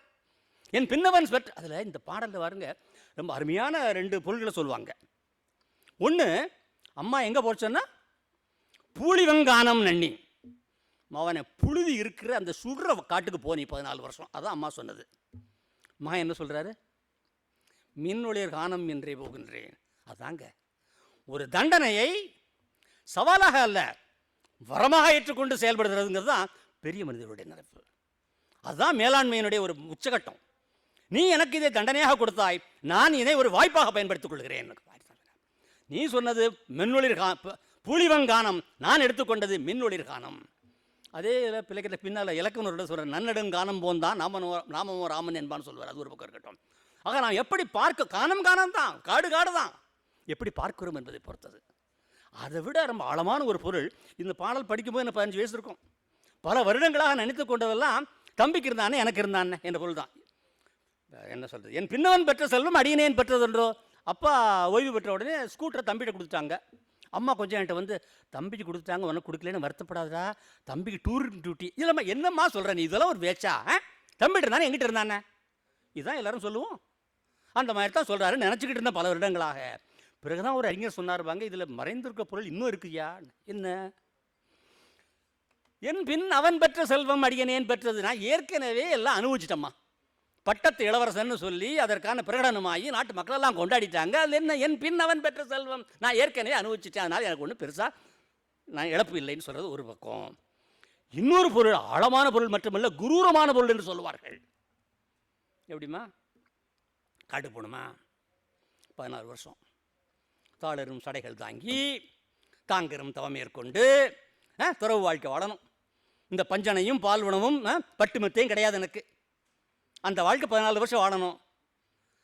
என் பின்னவன் பெற்ற செல்வம் அடியனேன் பெற்றது. தம்பிக்கு என்ன கிடைக்க போகுது 14 வருஷம்? இதே தான் கிடைக்க போகுது. அவர் சொன்ன மாதிரி தான் நடந்தது. இது தெரிந்துதான் ராமர் சொன்னாரோ என்னவோ, நீ எனக்கு என்ன கொடுக்கிறாயோ அதுதான் உன் பிள்ளைக்கும் என் பின்னவனுக்கும் கிடைக்கப் போகின்றது என்று சொன்னார். இந்த ஆழமான அர்த்தமெல்லாம் வேற ஒருத்தர் சொல்லித்தான் பின்னால் தெரிஞ்சு பார்த்துங்க. எவ்வளவு படித்தாலும் அதில் பொருள் தோண்ட தோண்ட பொருள் வரக்கூடிய ஒரு காப்பியம் என்று சொல்லலாம். அது மட்டுமல்ல, அவர்கள் அந்த அந்த பாடல்களையே தேர்ந்தெடுத்தார்களோன்னு புரியும். இன்று போய் நாளை வா அங்கே பாடலை கொடுத்துருக்காங்க. அது மட்டும் இல்லை, தோள் கண்டார் தோளைய கண்டார், அப்புறம் என்ன அண்ணலும் நோக்கினான் அவரும் நோக்கினான், இது போல் அந்த முக்கியமான அந்த வார்த்தைகள் எல்லாம் உள்ள பாடல்கள்லாம் சொல்லிட்டாங்க. அந்த ராவணன் திரும்பி வந்த பாடல், போர்க்களத்தில் முதல் நாள் போரில் தான் அவனை குஸ்தமாக காலி பண்ணிட்டார் ராமன். தனியாக நிற்கும்போது அந்த சரி ரொம்ப தனியாக நிற்கும்போது அவனை பார்த்து, நீ என்ன சொல்கிறது, உன்னுடைய எல்லாம் பறந்து போயிட்டு இன்னைக்கு போயிட்டு நாளைக்கு வான்னு சொன்னார். அதுக்கப்புறம் அழுது வந்தான் பார்த்துங்க. வாரணம் பொருதமார்பும் வரையினை எடுத்ததோளும் நாரத முனிவர்க்கேற்ப நயம்பட உடைத்தனாவும் வீரமும் கலந்தை போட்டு வெறுங்கையோடு இலங்கை பூக்கான். அதில் கூட பாடபேதம் உண்டு. வெறுங்கையோடு இலங்கை பூக்கான்ங்கிறது பல நூல்கள் இருக்கும். வெறுங்கையோடு மீண்டு போனான் அப்படிங்கிறது சில நூல்கள் இருக்குது. அவங்க 2வது உள்ளதை பயன்படுத்தியிருக்காங்க, இருக்கட்டும் பரவாயில்ல. இப்படியெல்லாம் ஏராளமான நல்ல என்ன சொல்வது உங்களுக்கு பாடல்களை தேர்ந்தெடுத்து அந்த வகையிலே அருமையான 2 நூல்களை ஆக்கி தந்திருக்கக்கூடிய அவர்களுக்கும் அந்த நூலை வெளியிட்ட தில்லி தமிழ்ச்சங்கத்துக்கும் நன்றி சொல்லிக்கொண்டு முடிக்கின்ற வேளையில் ஒரு மரபு உண்டு. கம்பராமாயணத்தை பற்றி பேசும்பொழுது இறுதியாக அதனுடைய என்ன சொல்வது, அந்த பட்டாபிஷேக பாடலையும் சொல்வோம் என்று அதை குறிப்பாக சொல்வதற்கு தேவைப்படுகிறது. ஏன்னா இவர்கள் உலகலாம் என்ற அந்த பாடத்திலிருந்து மன்னிக்கவும் உலகம் யாவையும் என்கின்ற அந்த கடவுள் வாழ்த்திலிருந்து ஆரம்பித்து இறுதி பாடல் உண்டே அதுவரை கொண்டு வந்திருக்கிறார்கள். அரியணை அனுமன் தாங்க, அங்கதன் உடைவாளேந்த, பரதந்தன் கொடைகவிக்க, விரைசரி இருவரும் கவிரி வீச, விரைசரி குழலி ஓங்க, வெண்ணையூர் சடையந்தங்கள் மரபினர் கொடுக்க வாங்கி வசிட்டனே புரைந்தான் மோலி என்று பிடிக்கிறார். பார்த்துங்க எப்படி அயோத்தியில் நடக்கக்கூடிய முடிசூட்டு விழாவில் முனிமுகத்தை எடுத்து கொடுத்தது யாராம்? வெண்ணையூர் சடையந்தங்கள் மரபினர், திருவெண்ணைநல்லூர் இருக்கக்கூடிய சடையப்பவர்களுடைய முன்னோர்கள் தான் அயோத்தியில் போய் அந்த முடிசூட்டு விழாவை நடத்தி வைத்தார்கள் என்ற அளவுக்கு தமிழையும் தமிழுடைய சிறப்பு வான்மீக ராமாயணத்தில் சொன்ன மாதிரி கம்பரும் முழுக்க முழுக்க அதன் வாஸ் கான்ஷியஸ் ஆஃப் இட், முழுக்க முழுக்க அதை நினைவைத்தான் சொன்னார். கடைசியில் ராமனுக்கு முடிசூட்டு விழா நடக்கும்போது கூட ஒரு தமிழன் தான் அந்த மணிமகுடத்தை எடுத்து வசிட்டர் கையில் கொடுக்கிறான், வசிட்டன் அவன் தலையிலே சுமத்துக்கிறான். இவ்வளோ அருமையான ஒரு நூலை பற்றி 2 நூல்களை அளித்து கொடுத்திருக்கக்கூடிய முனைவர் பெருமாட்டி அவர்களுக்கும் இந்த நூல்களை வெளியிட்ட நீதியரசர் அவர்களுக்கும் இந்த விழாவிலே முக்கிய விருந்தினராக பங்கேற்று நம்மை சிறப்பித்த தினமலர் முதன்மை ஆசிரியர் அவர்களுக்கும் அந்த ஏற்பாடு செய்த தமிழ்ச் சங்கத்திற்கும் அமர்ந்து கேட்ட அவையோர் அனைவருக்கும் நன்றி கூறி விடைபெறுகிறேன். நன்றி, வணக்கம்.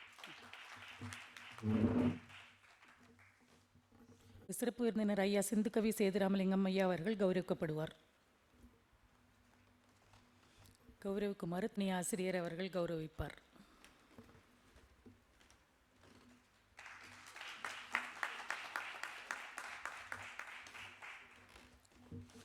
இப்பொழுது நீதியரசர் திரு வி ராமசுப்பிரமணியம் அவர்களை பேச வருமாறு அழைக்கிறேன். திரு வைத்தியநாதன் அவர்களே, தில்லி தமிழ்ச்சங்கத்தின் தலைவர் திரு சக்தி பெருமாள் அவர்களே, செயலாளர் முகுந்தன் அவர்களே, ஆங்கிலத்திலே ஒரு நூலும் தமிழிலே ஒரு நூலும் கம்பனை பற்றி எழுதியிருக்கிற, தமிழ் மண்ணிலே பிறந்து ஆஸ்திரேலியாவில் புகழ்கொடி நாட்டியிருக்கிற டாக்டர் திருமதி சந்திரிகா சுப்பிரமணியம் அவர்களே, உங்கள் அனைவருக்கும் என்னுடைய முதற்கண் பணிவான வணக்கங்கள். இந்த நிகழ்ச்சியில் 2 பொருத்தங்கள் இருப்பதாக நான் காண்கிறேன். ஒரு பொருத்தம், ஒரு பாரிஸ்டர் வழக்குரைஞர் கம்பனை பற்றி எழுதிய புத்தகத்தை ஒரு நீதியரசர் வெளியிடுவது என்பது முதல் பொருத்தம். இரண்டாவது பொருத்தம், நான் ஏற்கனவே இதே மேடையில் சொன்னதைப் போல 1921-22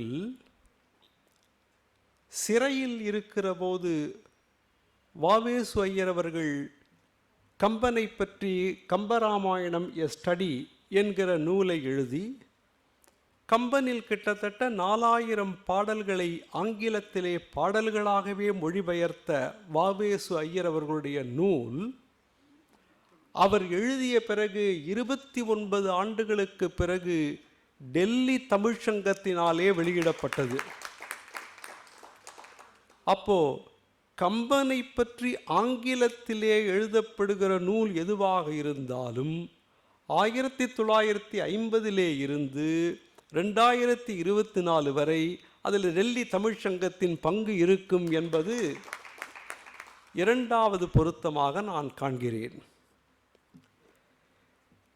எனக்கு அது என்னவோ தெரியவில்லை. எனக்கு திரு முகுந்தன் அவர்கள் என்னை அழைக்கிற போது இந்த கிளிம்சஸ் ஆஃப் கம்பராமாயணம் என்கிற ஆங்கில நூலை மட்டும்தான் எனக்கு கொடுத்தார்களே தவிர தமிழிலே எழுதப்பட்ட கம்பனில் அந்த கம்பனில் காதலும் பக்தியும் என்கிற நூலை எனக்கு அளிக்கவில்லை. ஒருவேளை எனக்கு காதலுக்கான வயது தாண்டிவிட்டது, பக்திக்கான வயது இன்னும் வரவில்லை என்கிற காரணத்தினால் அதை கொடுக்கவில்லையோ என்று எனக்கு தெரியவில்லை. அதனால் அந்த நூலை பற்றி இன்றைக்கு நான் பேச முடியாது, அது அவுட் ஆஃப் சிலபஸ்.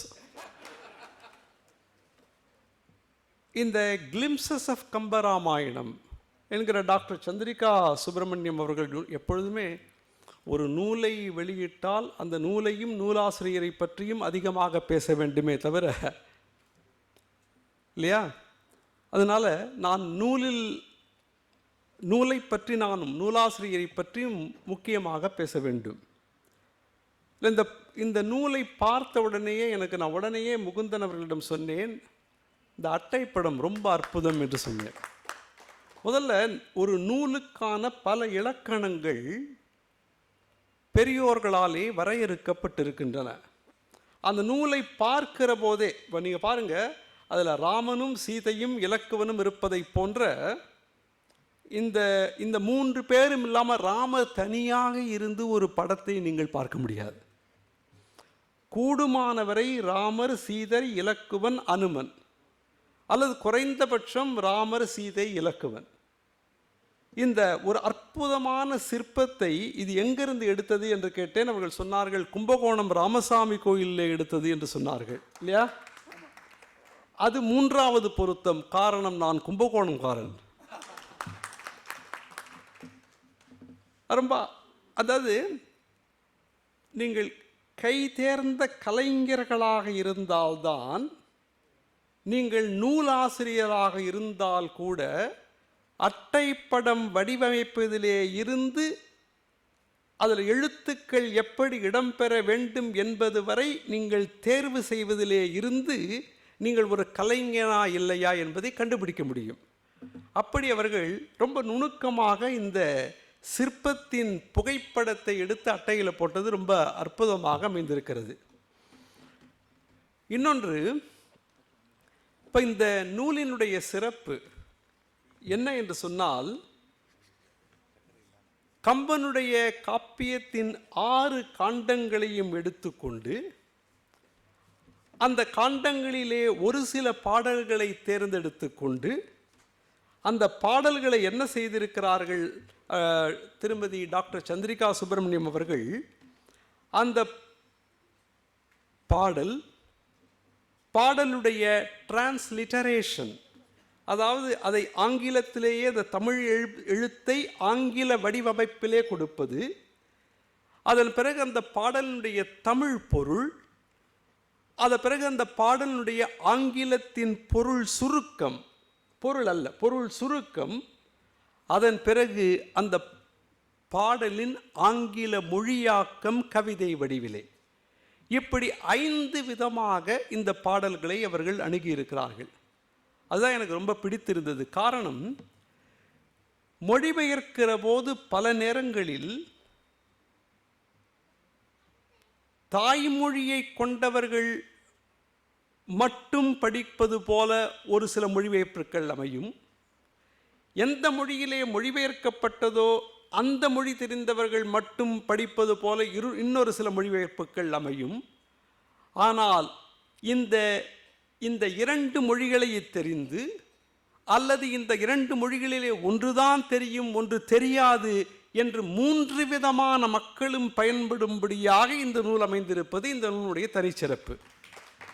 தமிழ் மட்டுமே தெரிந்தவர்கள் இந்த நூலை கையிலே எடுத்துக்கொண்டு இந்த பாடல்களை படிக்கலாம்.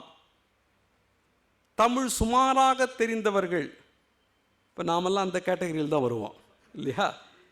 ஏன்னா தமிழ் நன்றாக தெரிந்தவர்கள் என்கிற கேட்டகரியில் அது நாங்கள் ஆங்கிலத்திலே வேனிஷிங் ட்ரைப் என்று சொல்லுவோம். மறைந்து கொண்டு இருக்கிற பழங்குடியின மக்கள், தமிழ் நன்றாக தெரிந்து கொண்டு இருக்கிற மக்கள். அதனால் தமிழ் சுமாராக தெரிந்தவர்களுக்கு இந்த பாடலும் அந்த பாடலுக்கு அடியிலே கொடுக்கப்பட்டிருக்கிற தமிழ் பொருளும் தமிழ் மட்டுமே தெரிந்திருந்தாலும் இந்த நூலை படிக்க முடியும். தமிழே சுத்தமாக தெரியாது, ஆங்கிலம் மட்டும்தான் தெரியும் என்றால், அப்படி ஆங்கிலம் மட்டுமே தெரிந்தவர்கள் கூட அந்த பாடலின், கம்பனுடைய பாடலின் மொழிபெயர்ப்பு பாடல் வடிவத்திலே, செய்யுள் வடிவத்திலே வந்திருக்கிறது, அதை படித்துவிட்டு அதற்கு கீழே சுருக்கமாக அந்த பாடலினுடைய பொருள் சொல்லப்பட்டிருக்கிறதே, அதனால் ஆங்கிலம் மட்டுமே தெரிந்திருந்தாலும் இதை படிக்க முடியும். 3வது கேட்டகரி, ஆங்கிலம் தமிழ் இந்த 2ம் தெரிந்தவர்களும் இந்த நூலை படிக்க முடியும். இப்படி பல்வேறு தரப்பட்ட டார்கெட் ஆடியன்ஸ், குறியிடப்பட்ட படிப்போரை சென்று சேர்வதற்கான ஒரு வழிவகையை இந்த நூல் செய்கிறது என்பது இந்த நூலுடைய சிறப்பு.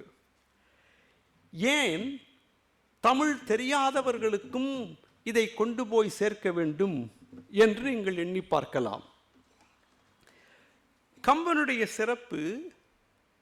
கம்பனுடைய சிறப்பை பாரதியும் கண்ணதாசனும் அனுபவித்ததைப் போல வேறு யாரும் அனுபவித்திருப்பார்களா என்று எனக்கு தெரியாது. உங்களுக்கு எல்லாம் தெரியும், கண்ணதாசன் தான் சொன்னான், 10,000 கவிதை முத்தாக அள்ளி வைத்த சத்தான கம்பனுக்கு ஈடு இன்னும் வித்தாகவில்லை என்று பாடு, காலம் என்னும் ஆழியிலும் காற்று மழை ஊழியிலும் சாகாது கம்பனவன் பாட்டு, அது தலைமுறைக்கு எழுதி வைத்த சீட்டு என்று சொன்னான். அதை விட வேடிக்கை அவன் சொன்னான், தீயிட்டு கொளுத்துவோம் கம்பனை என்று இயக்கம் தமிழகத்திலே தொடங்கிய காலத்தில் கம்பனை கேலி செய்வதற்காக நான் கம்பனை படிக்கத் தொடங்கினேன். ஆனால் கம்பனை படிக்கத் தொடங்கியதும் கம்பன் என்னை கேலி செய்யத் தொடங்கினான் என்று கண்ணதாசன் சொன்னான். அது மாதிரி பாரதி கம்பனுக்கு 4 இடங்களிலே 4 அடைமொழியை கொடுக்கிறான். ஒன்று, கல்வி சிறந்த தமிழ்நாடு என்கிறான் தமிழர். உடனே எங்களை போன்ற வழக்கறிஞர்கள் அதற்கு என்ன அத்தாட்சி, சான்று, வாட் இஸ் தி ப்ரூஃப் என்று கேட்டால், புகழ் கம்பன் பிறந்த தமிழ்நாடு.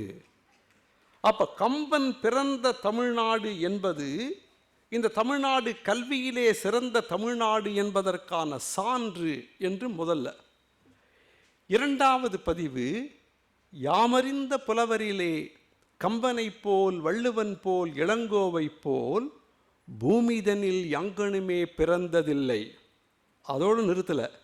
என்னைப் போலவும் டாக்டர் சந்திரிகாவைப் போலவும் வழக்கறிஞர்கள் கேள்வி கேட்பார்கள் என்பதனாலே உண்மை வெறும் புகழ்ச்சி இல்லை என்று சாட்சி கூண்டிலே ஏறி சத்தியப்பிரமாணம் செய்து சொல்லுகிறார். யாமறிந்த புலவரிலே கம்பனை போல் வள்ளுவன் போல் இளங்கோவை போல் பூமிதனில் யாங்கனுமே பிறந்ததில்லை, உண்மை வெறும் புகழ்ச்சி இல்லை என்று சொன்னான். மூன்றாவது குறிப்பு, அப்படி என்ன கம்பனிடம் உங்களுக்கு ஈர்ப்பு என்று கேட்டால் ஒவ்வொன்றாக சொல்லுகிறார். சிலப்பதிகார செய்யுளை கருதியும், திருக்குறள் உறுதியும் தெளிவும் பொருளின் ஆழமும், இப்படி ஒவ்வொன்று சிலப்பதிகாரத்தை பற்றி திருக்குறளை பற்றி சொன்னவன் கம்பனை பற்றி என்ன அடைமொழி கொடுத்தான் என்றால், எல்லையொன்றின்மை எனும் பொருள் அதனை கம்பன் குறிகளார் காட்டிட முயலும் முயற்சியை கருதியும் என்று சொன்னான். இதில் வேடிக்கையை பாருங்கள். The choice of words. எப்பொழுது கவிதை பிறக்கிறது என்றால், நீங்கள் எந்த சொற்களை தேர்ந்தெடுத்து கொள்ளுகிறீர்களோ அந்த சொற்களின் வாயிலாக கவிதை பிறக்கிறது. எல்லையொன்றின்மை எனும் பொருள் அதனை, இன்ஃபினிட்டி, எல்லையொன்றின்மை எனும் பொருள் அதனை கம்பன் குறிகளார் காட்டிட, சொற்களால் அல்ல, குறிகளார் காட்டிட முயலும் முயற்சியை கருதியும். It is an attempt. Maybe it is a failed attempt. தோற்று போன ஒரு முயற்சியாக கூட அது இருக்கலாம். காரணம், அந்த முயற்சியில் எல்லையொன்றின்மையை உங்களால் விளக்க முடிந்து விட்டது என்று சொன்னால் it is a successful attempt. யார் ஒருவருக்கு இந்த முயற்சியிலே வெற்றி கிடைக்கிறதோ அவர்களுக்கு பேச்சு வராது, எனவே விளக்க முடியாது. அதைத்தான் கண்டவர் விண்டிலர் விண்டவர் கண்டிலர் என்று நம்முடைய முன்னோர்கள் சொன்னார்கள். அப்போ கம்பன் குறிகளார் காட்டிட முயலும் முயற்சி 99.9% விளக்க முடியும். 100th பாயிண்ட்டை ரீச் ஆகாமல் கீழே விழுகிற போது அந்த முயற்சி வெற்றி பெறுகிறது. முயற்சியில் வெற்றி பெறுவதை விட அந்த முயற்சி பெறுகிற வெற்றி மிகப்பெரிய வெற்றியாக இருக்கும் என்கிற காரணத்தினால அப்படி எல்லையொன்றின்மை என்று அவன் சொன்னான். இறுதியாக இந்த 3 குறிப்பை தாண்டி தன்னுடைய சுயசரிதையில் ஒரு குறிப்பை வைத்தான். கம்பனும் வாவேசு ஐயர் அவர்களும் ஒரு ஆங்கில பேராசிரியரும் உரையாடுகிறார்கள். அப்படி உரையாடுகிற போது அந்த ஆங்கில பேராசிரியர் ஷேக்ஸ்பியரை உதாரணமாக எடுத்து அவர் சொன்னார், இருளை பற்றி சொல்லுகிற போது ஷேக்ஸ்பியர் பால்பபிள் டார்க்னஸ் என்று சொன்னான். பால்பபிள் டார்க்னஸ் என்றால் பர்சீவபிள், உணரக்கூடிய, தொட்டு பார்க்கக்கூடிய பால்பபிள் டார்க்னஸ். அவர் சொன்னார், அந்த ஆங்கில பேராசிரியர், இருளை பற்றி இவ்வளவு அழகாக தமிழிலே ஒரு கவிஞன் சொன்னது உண்டா என்று. உடனே வாவேசு ஐயர் கம்பனிலே இருந்து ஒரு பாடலை எடுத்தார். அவர் சொன்னார், சீதை தெருவிலே நடந்து போனாள். அவள் போன பிறகு மாலை வந்தது, இருள் சூழ்ந்தது.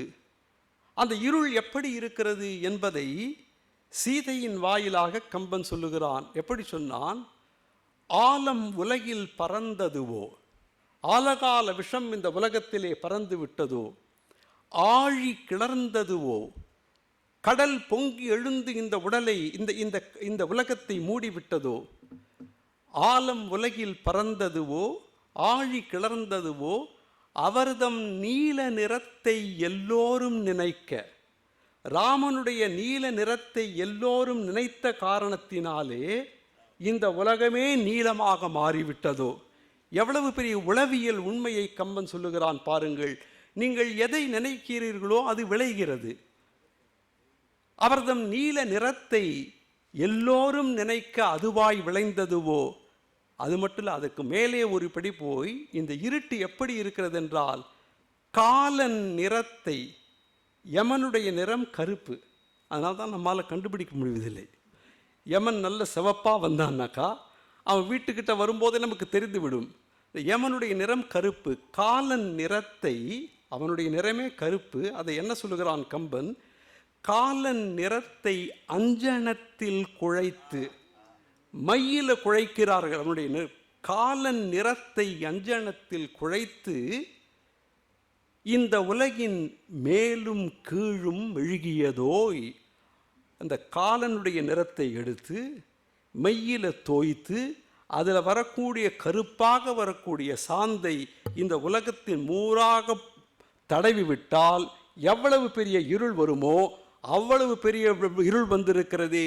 விளைக்கும் இருளாய் விளைந்ததுவே.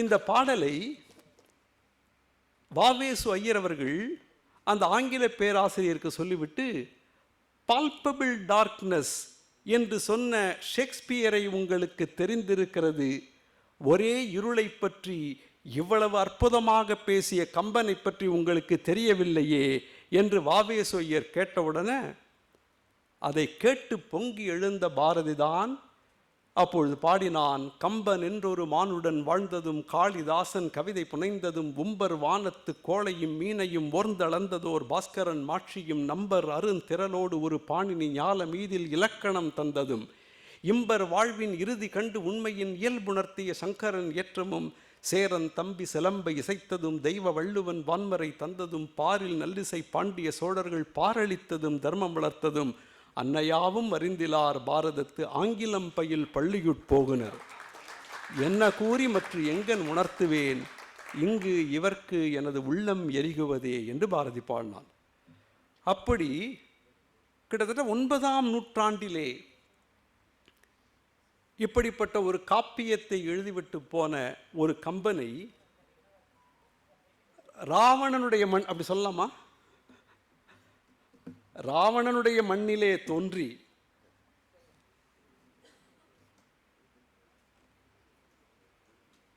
ஆஸ்திரேலிய மண்ணுக்கு போய் அயோத்தி மண்ணுக்கு வெறு அருகிலே வந்து தன்னுடைய நூலை வெளியிட்ட டாக்டர் சந்திரிகா சுப்பிரமணியம் அவர்களுக்கு மிகுந்த பாராட்டுக்கள். எனக்கு ரொம்ப பிடித்தது ஒரே ஒரு பாடலை சொல்லி என்னுடைய உரையை நான் நிறைவு செய்கிறேன். யுத்த காண்டத்திலே இருந்து அவர்கள் எடுத்துக்கொண்ட ஒரு முக்கியமான பாடல் யுத்த காண்டத்தினுடைய கடவுள் வாழ்த்து பாடல். அந்த கடவுள் வாழ்த்து பாடல் என்ன சிறப்பு என்றால்,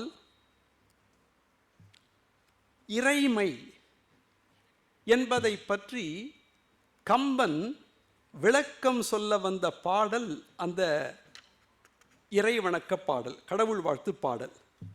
அந்த கடவுள் வாழ்த்து பாடல் எப்படி வருகிறது என்றால், ஒன்றே எண்ணில் ஒன்றே ஆம், பல என்றுரைக்கில் பலவே ஆம், அன்றே எண்ணில் அன்றே ஆம், ஆமே எண்ணில் ஆமே ஆம், இன்றே எண்ணில் இன்றே ஆம், உளது என்று உரைக்கின் உளதே ஆம், நம்பே நன்றே நம்பி குடி வாழ்க்கை நமக்கிங்கென்னே பிழைப்பம்மா என்று இறைவணக்க பாட்டு. இது என்ன வேடிக்கை என்றால், ஒன்றே எண்ணில் ஒன்றே ஆம், இறைமை என்று ஒன்று, இறைமை என்பது ஒன்றுதான் என்று சொன்னால் ஒன்றுதான். பல என்று உரைக்கின் பலவேயாம். எல்லா இறைமை என்பது பல வடிவங்களை கொண்டது. ஒருவருக்கு ராமன், ஒருவருக்கு கண்ணன், ஒருவனுக்கு சிவன், ஒருவனுக்கு சுப்பிரமணியன், ஒருவனுக்கு சரஸ்வதி, ஒருவனுக்கு லக்ஷ்மி என்றெல்லாம் இருந்தாலும் பல என்றுரைக்கில் பலவேயாம். அன்றே எண்ணில் அன்றேயாம். இல்லை என்று சொன்னால் இல்லையாம். ஆம் என்று உரைக்கில் ஆமே ஆம். ஜெயகாந்தன் அவர்கள் ரொம்ப அற்புதமாக ஆம் என்று சொல்லுகிற போது 3 ஆமை கம்பன் பயன்படுத்தினான் என்று ஜெயகாந்தன் சொன்னார். ஆமே என்றில் ஆமே ஆம் என்று 3 தடவை சொன்னான். இப்போ இதில் இன்றே எண்ணில் இன்றே, அன்றே எண்ணில் அன்றேயாம். இல்லை என்றால் இல்லை. இது எப்படி ஜஸ்டிஃபை? இதை நினைத்துத்தான் பாரதி எல்லையொன்றின்மை என்று சொன்னான். இரணியன் வதைப்படலத்தில் தன்னுடைய மகனாகிய பிரகலாதனை கேட்கிறான், இறைவன் எங்கே என்று. உடனே அதுக்கு பதில் சொல்ல வந்த பிரகலாதன் சொன்னான், சாணிலும் உளன் ஓர் தன்மை அணுவினை சத கூறிட்ட கோணிலும் உளன். ஒரு அணுவை 100 கூறுகளாக நீங்கள் பிளந்தால் ஒவ்வொரு கூறிலேயும் அவன் இருக்கிறான். சாணிலும் உளன் ஓர் தன்மை அணுவினை சத கூறிட்ட கோணிலும் உளன். மாமேரு குன்றிலும் உளன், இன்னின்ற தூணிலும் உளன். அது வரைக்கும் அதை நான் ரொம்ப, அதாவது கம்பன் எப்படி ஸ்டேஜ் பை ஸ்டேஜ் நம்மை தூக்கி கொண்டு போகிறான் என்பதற்கு இந்த பாடல் ஒரு உதாரணம். சாணிலும் உளன் ஓர் தன்மை அணுவினை சத கூறிட்ட கோணிலும் உளன். மாமேரு குன்றிலும் உளன், இன்னின்ற தூணிலும் உளன், நீ சொன்ன சொல்லிலும் உளன் என்றான். இப்போ நீங்கள் நினைத்து பாருங்கள், பிரகலாதன் இரணியனை பார்த்து பேசுகிற பேச்சு இது. நீ சொன்ன சொல்லிலும் உளன் என்றால் இரணியன் சொன்ன சொல் இறைவன் இல்லை என்று சொன்ன சொல். அதனாலதான் கடவுள் வாழ்த்து பாடலில் அன்றே எண்ணில் அன்றேயாம் என்று கம்பன் பாடினான். அப்ப அந்த பாடலை தேர்ந்தெடுத்து கொண்டு மொழிபெயர்ப்பது என்பது ரொம்ப கடினமான வேலை. அந்த வேலையை ரொம்ப அற்புதமாக அவர்கள் செய்திருக்கிறார்கள். அந்த ஒரே ஒரு பகுதியை மட்டும் உங்களுக்கு சொல்லிவிட்டு என்னுடைய உரையை நிறைவு செய்கிறேன். அவர்கள் எழுதியிருக்கிறார்கள், if one believes as God is single, God is single. If we believe God as many, then God can be many.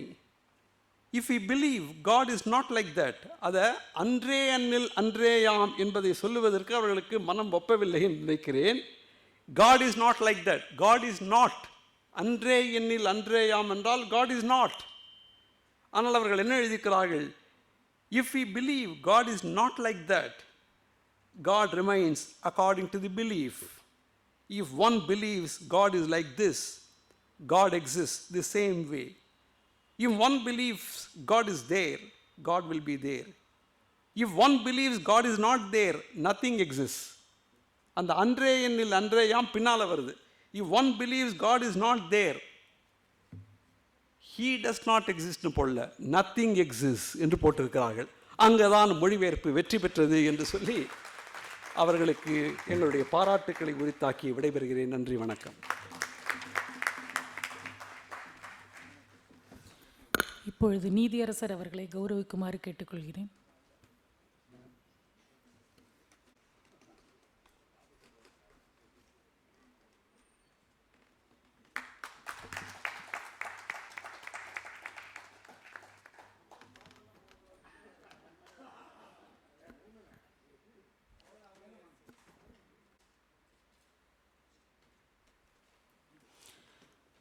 இப்பொழுது முனைவர் சந்திரிகா சுப்பிரமணியன் அவர்களை ஏற்புரை வழங்க வருமாறு கேட்டுக்கொள்கிறேன்.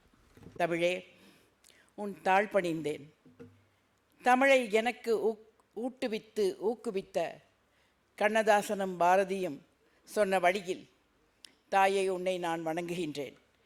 கதிர் வெடித்து பிளம்பு விழ, கடல் குதித்து சூடாற்ற, முதுமை மிகு நிலப்பரப்பின் முதற் பிறப்பு தோன்றிவிட, நதி வருமுன் மணல் தருமுன் நலம் வளர்த்த தமிழனங்கே, பதிமதுரை பெருவெளியில் பாண்டியன் கை பார்த்தவளே, நின்னை யான் வணங்குவதும் நீ என்னை வாழ்த்துவதும் அன்னை மகற்கிடையே அழகில்லை என்பதனால் உன்னை வளர்த்து வரும் ஓன் புகழ் சேர்த்தன் புலவர் தன்னை வணங்குகின்றேன் தமிழ் புலவர் வாழியவே என்ற கண்ணதாசனின் பாடலால் தமிழை வணங்குகின்றேன்.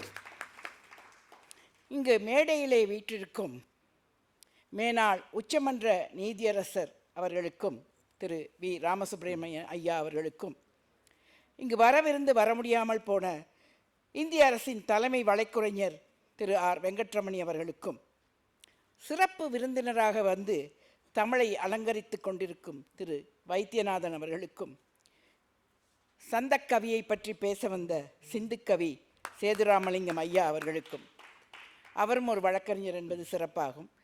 தவிர இந்த தில்லி தமிழ்ச்சங்கத்தின் தலைவர் சக்தி பெருமாள் ஐயா அவர்களுக்கும், பொதுச் செயலாளர் ரா முகுந்தன் அவர்களுக்கும், மற்றும் இந்த தில்லி தமிழ்ச்சங்கத்தின் உறுப்பினர்கள், அதில் குழுவில் இருக்கக்கூடிய ஆட்சிக்குழுவில் இருக்கக்கூடிய அனைவருக்கும் என்னுடைய நன்றியையும் வணக்கத்தையும் தெரிவித்துக் கொண்டு எனது உரையை நான் தொடங்குகின்றேன். வானத்து சூரியனின் வம்சத்தில் வந்த ராமனின் கதை சொன்ன கம்பநாடன் கால் தொழும் நாள் இன்று. 1000 மனைவி கூடியவனுக்கு பிறந்த அவதார புருஷன் ஓர் இல் ஒரு சொல் ஒரு வில் என்ற வாழ்ந்த வாழ்க்கையை உலகம் வாழ்வதற்காக எடுத்துச் சொன்ன கவிதைக்காரன் கம்பநாடன். காட்டிலே 7 ஆண்டு கழித்தவன் காதையை தன் பாட்டிலே அறியச் செய்தான் பாவலன் கம்பநாடன். அறத்தினால் அன்றி புறத்து ஓர் வழியும் இல்லை புகழ் பெறுவதற்கு என்பதை புரியச் சொன்னான் தேரெழுந்தோரினை ஊர் வலுத்திடச் செய்த உன்னத கவிஞன். கவியினில் சொல்லத்தக்கோன் கம்பனன்றி இப்புவியினில் எவனும் இல்லை என்ற புகழுடன் வள்ளல் சடையப்பன் வாழ்த்தும் நண்பன். கட்டுத்தறி கூட கவி சொட்டும் வீட்டுடை கவிஞனவன், பாட்டுடை தலைவன் அரவம் அணைந்தவன் அவதாரமே. சொந்த கதையல்ல வால்மீகி சொன்ன கதைதானே இதுவென்று சொல்லால் இடித்தாலும் எல்லாமே இல்லை, படித்ததை அறிவெனும் பற்றுக்கோள் கொண்டு வடித்தது சிறப்பென நின்றான் கம்பன். யாப்பியல் மரபு சேர்த்து யாழ் ஒலி சந்தம் சேர்த்து மூப்பிலா காவியத்தை உலகறியத் தந்தான்.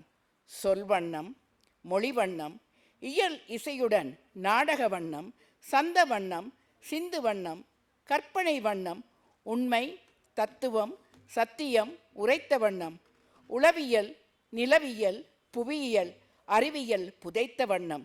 அவன் கைவண்ணம் கவியில் கண்டோம், அதில் கலைவண்ணம் மிளிரக் கண்டோம். அரங்கன் உறங்கும் அரங்கில் அரங்கேற்றிய அற்புத காவியம். 6 காண்டங்கள், 100ல் 1 குறைந்த படலங்கள், 12000 பாடல்கள். நாளொன்றுக்கு எத்தனை பாடல்கள் எழுதியிருப்பான். இத்தனை சிறப்பும் இயந்திரும் கவி சக்கரவர்த்தியின் கால் பணிந்து நான் நூல் எழுதிய அந்த வேளையில் அதை இன்று வெளியிட முன்வந்த டெல்லி தமிழ்ச்சங்கத்துக்கு நன்றி தெரிவித்துக் கொண்டு, ஆசை பற்றி அறையலுற்றேன் என்று பூனை போல் படைத்த 10,000 பாடல்களில் முத்தான 100 எடுத்தேன், ஆங்கிலத்தில் சேர்த்தேன், நூலாக கோர்த்தேன். நான் பூனை கூட இல்லை, வெறும் பூச்சி. கடலளவு கம்ப அமுதத்தை விரலளவு நக்கிய நான் கம்பத்தேனில் விழுந்து திளைக்க துடைக்கும் வெறும் பூச்சி. அந்த முயற்சியில் உருவான இந்த நூலை வெளியிடும் தருணம் தில்லி தமிழ்ச்சங்கத்தில் வாவேசு ஐயர் அவர்களின் நூலுக்கு பின் எனது கம்ப நூல் அரங்கேறுகின்றது என்பது மிக பெருமையுடன் நான் இந்த ஏற்புரையை வழங்குகின்றேன்.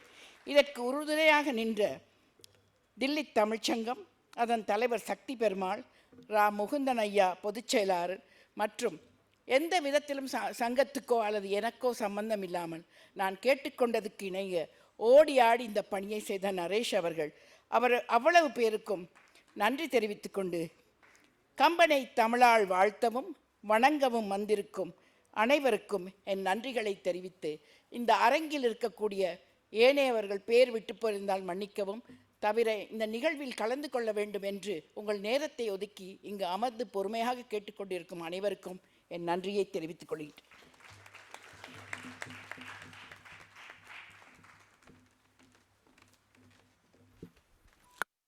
மிக்க நன்றி மேடம். இப்பொழுது நன்றியுரை கூற வருகிறார் தில்லி தமிழ்ச்சங்கத்தின் செயற்குழு உறுப்பினர் திரு அமிர்தலிங்கம் அவர்கள்.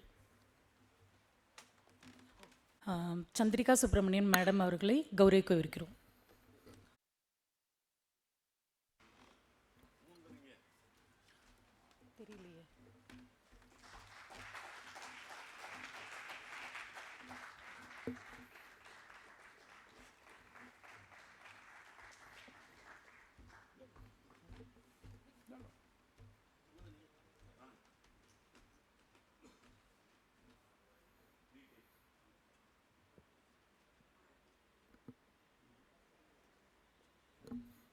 தில்லி தமிழ்ச்சங்கத்தின் செயற்குழு உறுப்பினர் திரு அமிர்தலிங்கம் அவர்கள்.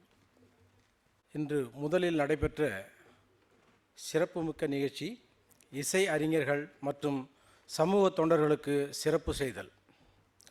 இசை மற்றும் சமூக தொண்டர்களுக்கு சிறப்பு செய்து ஊக்குவித்த திரு BS கிருஷ்ணன் மற்றும் திருமதி மைதிலி அவர்களுக்கும், நேரில் வந்து ஊக்கப்படுத்திய பார்வையாளர்களே உங்கள் அனைவருக்கும் தில்லி தமிழ்ச்சங்கத்தில் சார்பில் நன்றியை தெரிவித்துக் கொள்கிறோம். இரண்டாவதாக நடைபெற்ற நூல் வெளியீட்டு விழா ஆஸ்திரேலிய உயர்நீதி மற்றும் உச்சநீதிமன்ற வழக்கறிஞர் முனைவர் திருமதி சந்திரிகா சுப்பிரமணியன் அவர்கள் எழுதிய கம்பனில் காதலும் பக்தியும் என்ற ரசனைமிக்க நூல் வெளியீட்டு விழாவில் கலந்து கொண்டு சிறப்பித்த நீதியரசர் திரு V. ராமசுப்பிரமணியம் அவர்களுக்கும், சிறப்பு விருந்தினர் தினமணி ஆசிரியர் திரு K. வைத்தியநாதன் அவர்களுக்கும், சிந்துக்கவி சேதுராமலிங்கம் ஐயா அவர்களுக்கும், கலந்து கொண்டு சிறப்பித்த பார்வையாளர்கள் உங்கள் அனைவருக்கும் மனமார்ந்த நன்றியை தெரிவித்துக் கொள்கிறோம். இப்பொழுது நாட்டுப்பண்.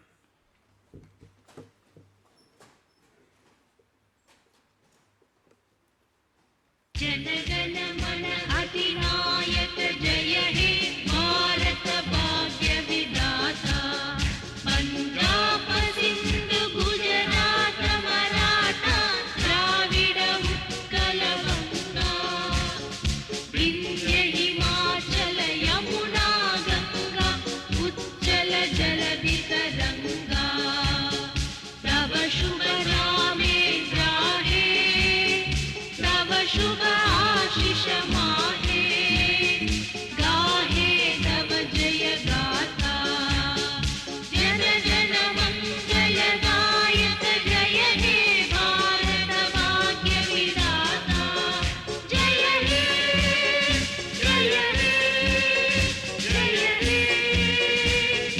जय हे जय जय जय जय हे.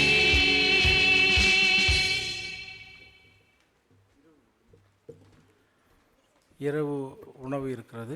அனைவரும் கீழே சென்று முதல் தளத்தில் சாப்பிடுமாறு கேட்டுக்கொள்கிறோம். நிகழ்ச்சியை சிறப்பிக்குமாறு கேட்டுக்கொள்கிறோம். வயலின் நிகழ்ச்சி இருக்கிறது.